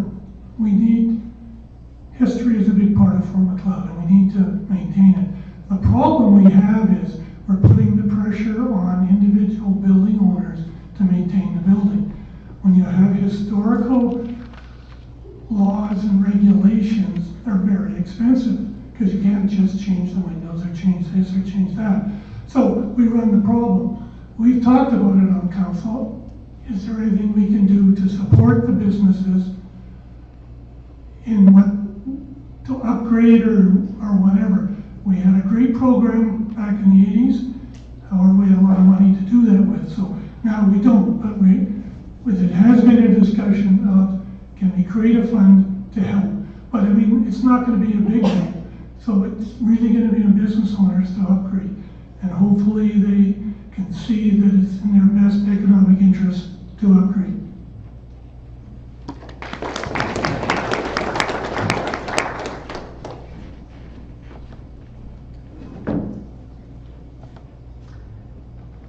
Sometimes when I go to the post office, I find myself taking a little bit of an excursion and returning to my house just by driving down Main Street. Just because I like to drive down Main Street and see what we have there. I'm very, very proud of our history and the historical assets that we have. I sat on the Heritage Foundation, there you go, I had a moment. The whole time I was on our previous council, and I'm very, very interested in preserving what we have. I think it speaks greatly of our past, and in a way is a foundation for our future. We have some hard decisions to make about our historical assets, in particular the fort, the Empress Theatre. The town supports that in a big way financially, as it does the fort and the museum. There's some things to be done. The fort was created at a time when there was vehicular traffic where people simply traveled and stopped along the way. It needs to be considered carefully what we can do there to assist and build on that heritage. I'm open to those conversations. I don't think that preserving our past means that we continue to do everything the same way we've done it in the past. We have to look forward. We talked when I was on council about establishing a fund, somehow assisting those who have invested heavily in our historical assets to help them, because it is an asset of the community as well as a private asset. So there's some work to be done to preserve these assets and to continue to make them part of what makes being in Fort Macleod special. I would love to see our historic Main Street just vibrant with activity. If not the full year, at least through the summer and warmer months, when the winds blow a little less than in the winter months. But yes, so very much huge part of what we are.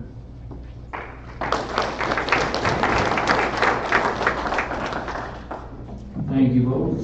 Thank you both for the questions, and thank you all for your answers. I received a message with a question which ties into some questions I kind of had.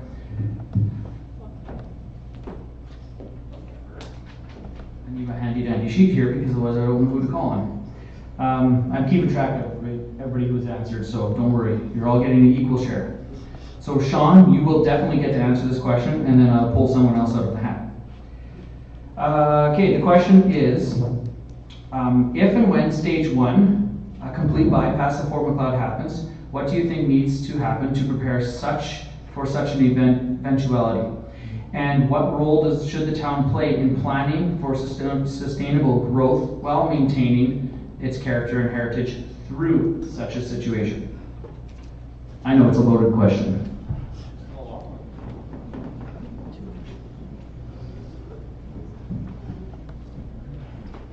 So as I said earlier, with a major change to the transportation route through the community, it provides great opportunity, and it will also provide great challenges.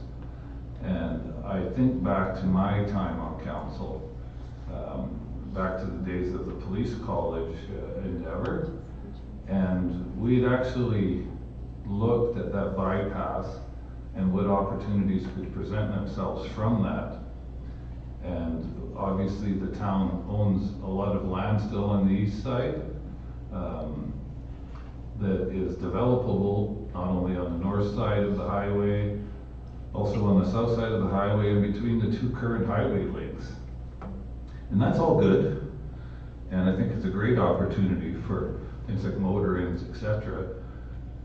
But it also creates a challenge for decreased traffic potentially coming into our community. And with, as we just discussed with David, amenities like the fort and the theater will be challenged to find creative ways to bring people into the community that don't naturally flow through them. Fort Macleod is not the first, nor will it be the last community that's ever had to face that type of a challenge. Anyone traveling from Fort Macleod to Edmonton knows that all those communities have basically been bypassed at this point. So it's incumbent upon the leadership of the community to find ways to attract people in. Things that are unique, things that are creative, things that are family friendly, things that have not just things you look at, but things you do. Because in today's world, people not only want to be engaged, they want to do things that require energy, that aren't just sitting and watching things. They want to be involved and participate and have their kids participate. So I think it's timed up. I think it's a challenge, but I do think that there is plans laid already, certainly back over 10 years ago. And I know they're there and they need to be resurrected. And as that highway moves forward, they're going to become imperative for us to succeed and take advantage of that opportunity. Thank you, Shawn. Christina, you got drawn out of a hat, so I sure can. Two-part question. If and when stage 1, a complete bypass Fort Macleod happens, what do you think needs to happen to prepare for such an eventuality? And what role should the town play in planning for sustainable growth while maintaining Fort Macleod's unique character and heritage through such a situation?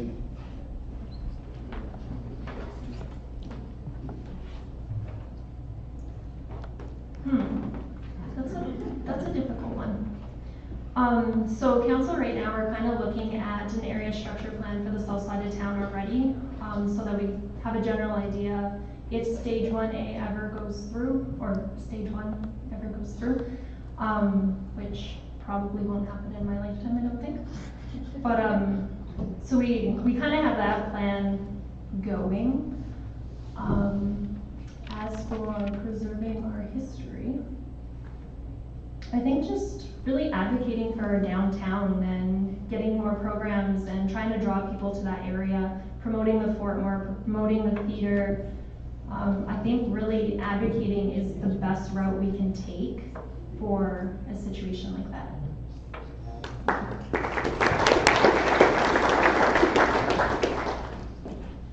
Thank you. And after, I think so, and after election, you can come see me and I'll tell you who it is, and then you can take it out on that person for that question. All right, another question. I gotta remember my notes. I did pull 2 names out of the hat, so Jeemeet and Len, this question is for you. Would you support the town working with neighboring communities to host Southern Alberta Summer Games? And I will give Jeemeet, you can answer that first.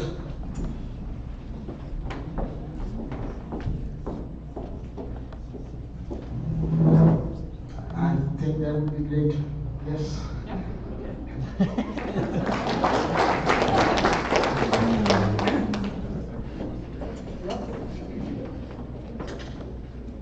I can make it easy as well, 100% yes.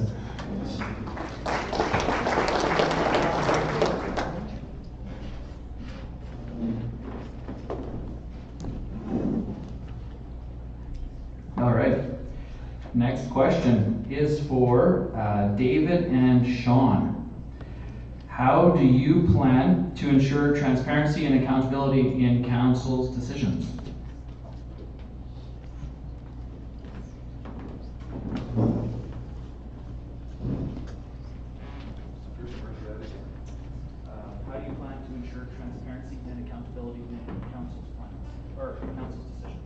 So that's accountability and transparency are buzzwords, I think, in every municipal election going on in the province of Alberta today, likely.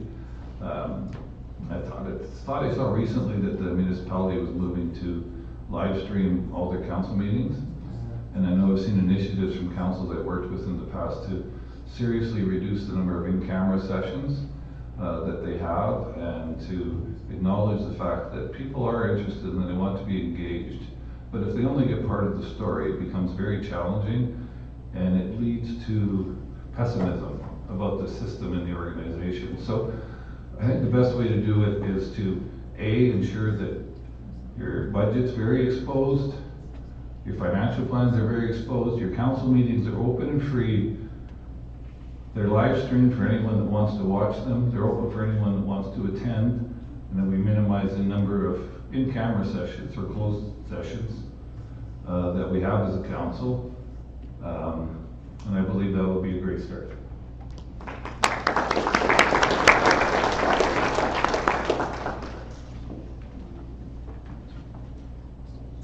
Thanks, Shawn, for laying out that groundwork. I would agree with all of that.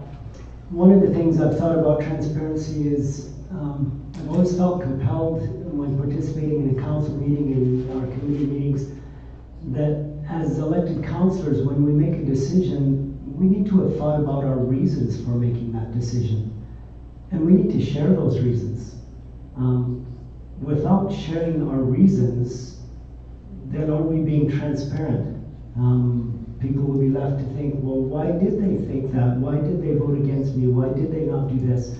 And so I think it's important as elected officials that we try to share, first to identify why we feel this way or that way, and give voice to that, so that our other council members can understand our reasoning and that the public can understand our reasoning. So that element of transparency is, in my mind, very important. One other thing on this is simply to function as a council, to make sure that there's not side discussions, in the sense that everything that I might say to one councillor, I would equally say to another councillor, and they can exchange that information with other councillors as well. That's being fair to other councillors, to the mayor, and to our community. So accountability, you need to be accountable in the sense that I will tell you why I make decisions that I make, because council is, in my mind, a decision-making body. And if you disagree with me, then I expect to hear from you, and we can talk further about that. So just being open with our reasoning. Thanks.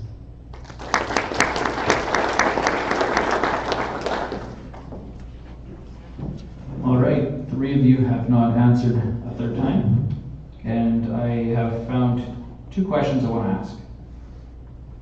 So I'm going to go eeny, meeny, miny, mo, and we're going to pick somebody. So I'm going to go with Aaron and Tyson. So the question is, how would you approach balancing the need for infrastructure investments with keeping taxes affordable for residents? Aaron.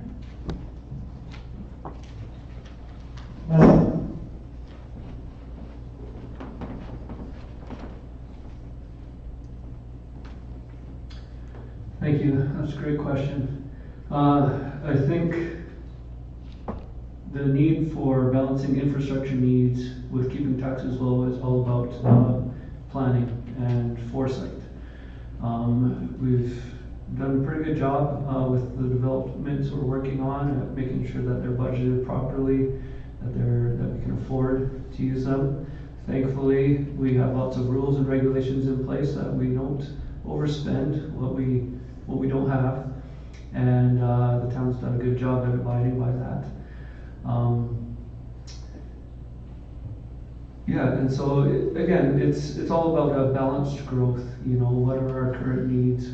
What can we do moving forward? And making sure that we are very fiscally responsible.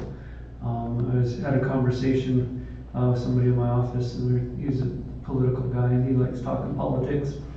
And one thing he mentioned was that, you know, as a municipal government, we are the stewards of the public purse. And we need to take that very seriously. We need to make sure that we operate within our budgets, and that affordability and making things affordable in our town is of utmost importance. Unfortunately, with taxes, there's a lot of things that go into that are out of our control. Things like assessments, which have gone up all over the province, have been one of the main reasons for property tax increases. We've tried our best to keep mill rates down to make those increases as less as possible, but it is a challenge and something that we definitely will work on going forward. Thank you.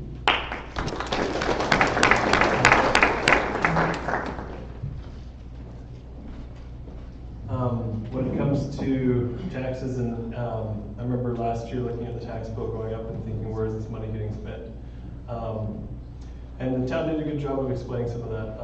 I think when it comes to any improvements made to the town, going back to actually the resident I spoke with yesterday, Christina, on the west side of 16th, there is no sidewalk there, and she has a puddle she has to walk around to get to her car whenever there's a heavy rainfall, which we had a few of those this year. And unless I spoke with her, I wouldn't have known that. I would have actually just walked by there and never even thought about that. But when residents come forward with their needs and their desires, it's now my responsibility to go back to Christina and tell her why or why not, why we can't do those things. And I think that's where councils, our role is not just to sit and make decisions, but also to communicate those decisions one-on-one with residents, and take ownership of those residents' needs. When we have those communications that where it affects the things that need to get done and the costs involved with those, we need to be effective at being able to communicate that to residents, why or why not, why are we not doing those things now, so that they understand and they're not just sitting leaving them in the dark and not being able to make those understand why we're making those decisions. So I think it goes back to the accountability piece of us as a council to communicate those things out.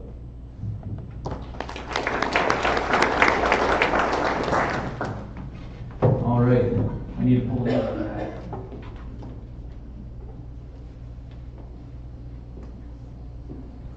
All right, so the last question goes to the two following people. Jim first, followed by Jeemeet. Do you have concerns with how some hotels in town are operating? If so, what do you think can be done about those concerns?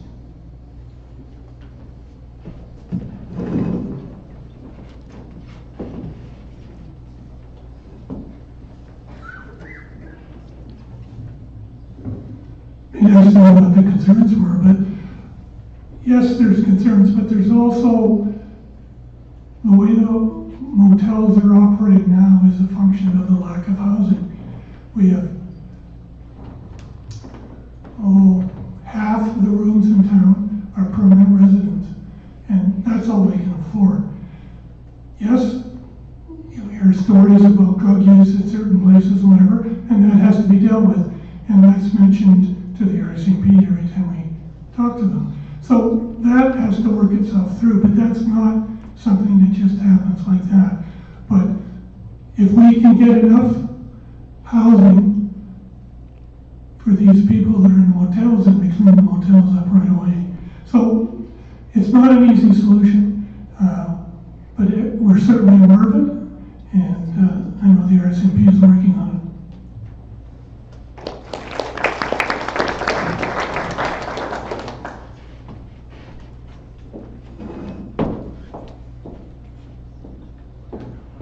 I would echo Jim's comment that yes, there is a concern, but because of the affordable housing and housing in general shortage, there's not much we could do right now. Hope that eventually that affordability and housing crisis gets resolved, and in that instance we could look something deeper on the hotel issue. So that's my comment.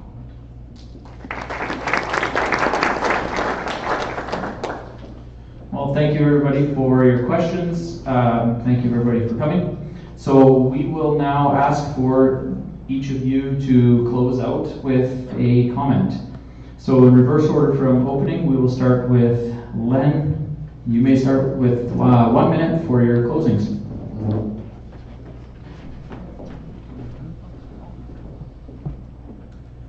I first want to say thank you very much for the opportunity to come up and meet with you all. Basically, in closing, and when I look at this of how I could be involved with the council and where I may be a benefit, I don't see myself as being anything other than being part of a team. I believe that it's all about adding a different voice, and I always say a change is as good as a rest. You can have a great council, but getting some new voice in, some new perspectives. I'd like to believe that my 30 years of business and corporate experience dealing with things from oil and gas and boardrooms would believe that I'm used to dealing in a collaborative nature. And I hope to work with council to help get the voices of the community out. I would appreciate your vote, and I consider it a privilege to be part of the Fort Macleod Town Council. Thank you very much. Thank you, Len. Shawn Patience.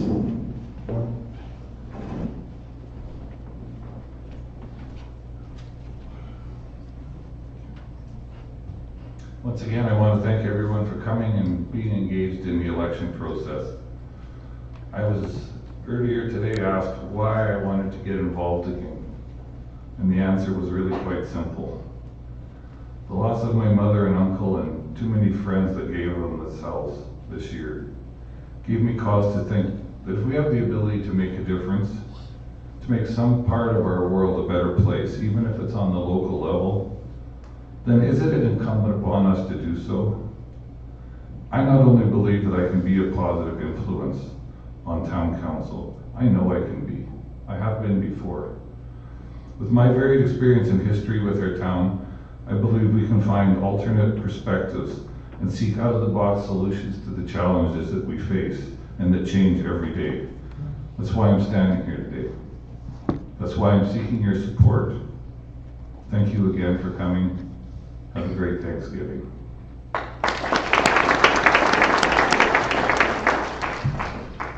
Christina.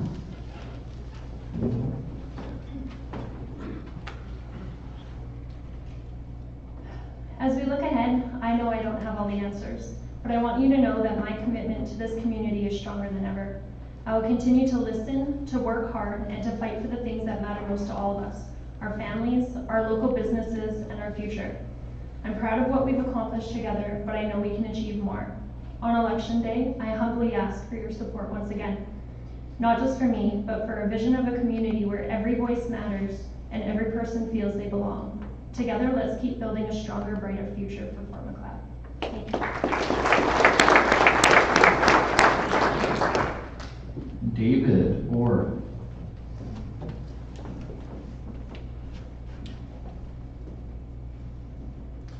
It's an honor to sit with this group of candidates. Thank you.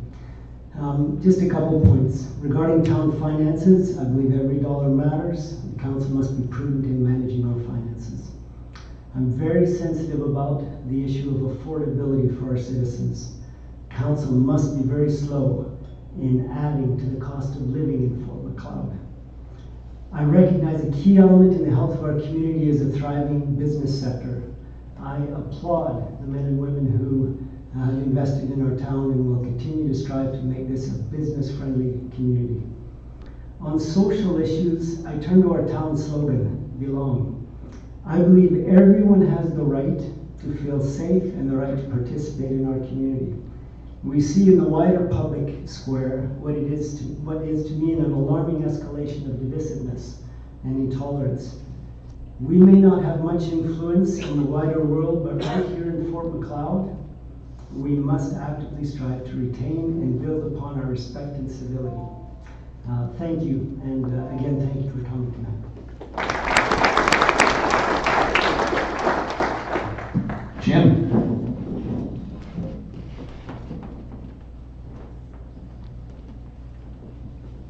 When I first ran for council, I talked about I'm not a great idea person, I'm a doer. And I looked at some candidates that had this great big list of things they wanted to accomplish. Well, I've learned a few things since then. One is you're one of 7. So you may have all the ideas in the world, but unless you can get your fellow councillors to go for it, it doesn't matter. The other thing is you need to work together. You may not agree, you may not vote the same way, but once the vote's done, you put it behind you, because otherwise you have the problems that we see in other centers. And the third thing is thank you.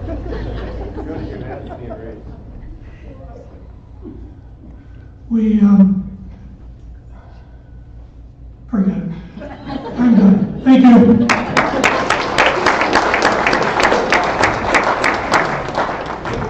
Jim, you're gonna have to take that up with Anthony. All right, Tyson.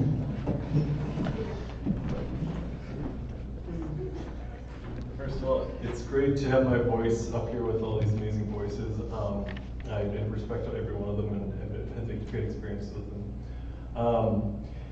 I really believe in a gloves-off mentality when it comes to serving in the community, and I don't mean that in the hockey sense. I mean that actually in the beekeeper sense. So in beekeeping, I don't often wear gloves when I go into hives, and one of the first questions people ask me is, how many times do you get stung when you go into the hive?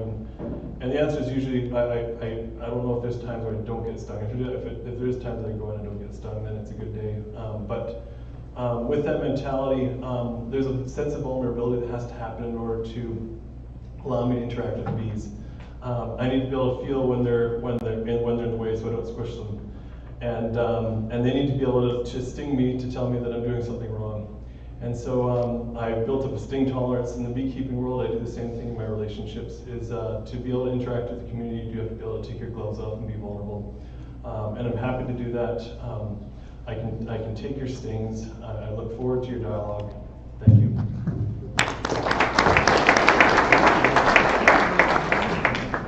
Aaron.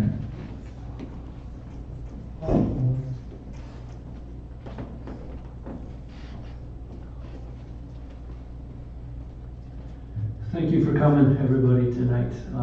And again, thank you to all the candidates who are running.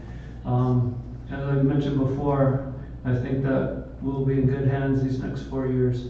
And I think you guys have proved that tonight. If I am so lucky to be elected again as councillor, I'm looking forward to working with any number of combinations up here on the stage. It's been great. It's been mentioned a few times tonight, the importance of communication. Communicating clearly with each other is where we can really solve our problems. And that's my commitment to you, is that my door is open. If you have questions, if you have concerns, come, talk. We'll figure it out, and we can together keep working and keep moving forward and make this community such a great community to live in. Thanks again for coming tonight. Jeemeet.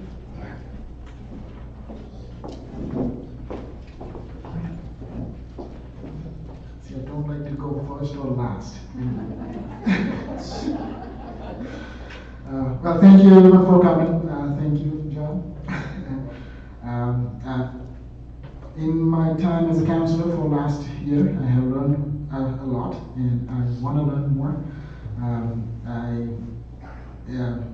I hope that you would consider me again for your town councillor. I would focus on for upcoming term affordable housing, new school, and doctors issues. So thank you. Go out and vote. Thank you.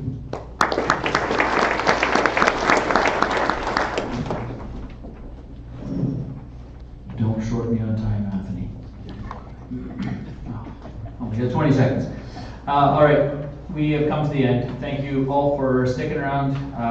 Really appreciate it. Town, Fort Macleod, Livingstone Range School Division candidate forum is over. So on behalf of the organizing committee and our community, I want to sincerely thank all the candidates for their participation this evening. Your commitment to public service and willingness to share your vision for Fort Macleod and our school division is truly appreciated. I also like to thank everyone in attendance. Your engagement in local democracy plays a vital role in shaping the future of our town and school. As we close tonight's forum, I want to remind each and every one of you 2 important dates upcoming. Advanced voting takes place Thursday, October 16, from 12 noon to 8 p.m. at the G.R. Davis Administration Building. And then on election day will be Monday, October 20th, with voting opening at 10 a.m. to 8 p.m. here at the Fort Macleod District and District Community Hall. Please take your time to cast your votes. Your voice matters. And thank you again for coming, and have a safe and thoughtful evening. And oh yeah, the candidates have offered their time to stay, and I do believe some of yes, they are not in the back. So our Livingstone Range School Division candidates also are willing to stay and chat. So make yourself comfortable for, Anthony says 20 seconds.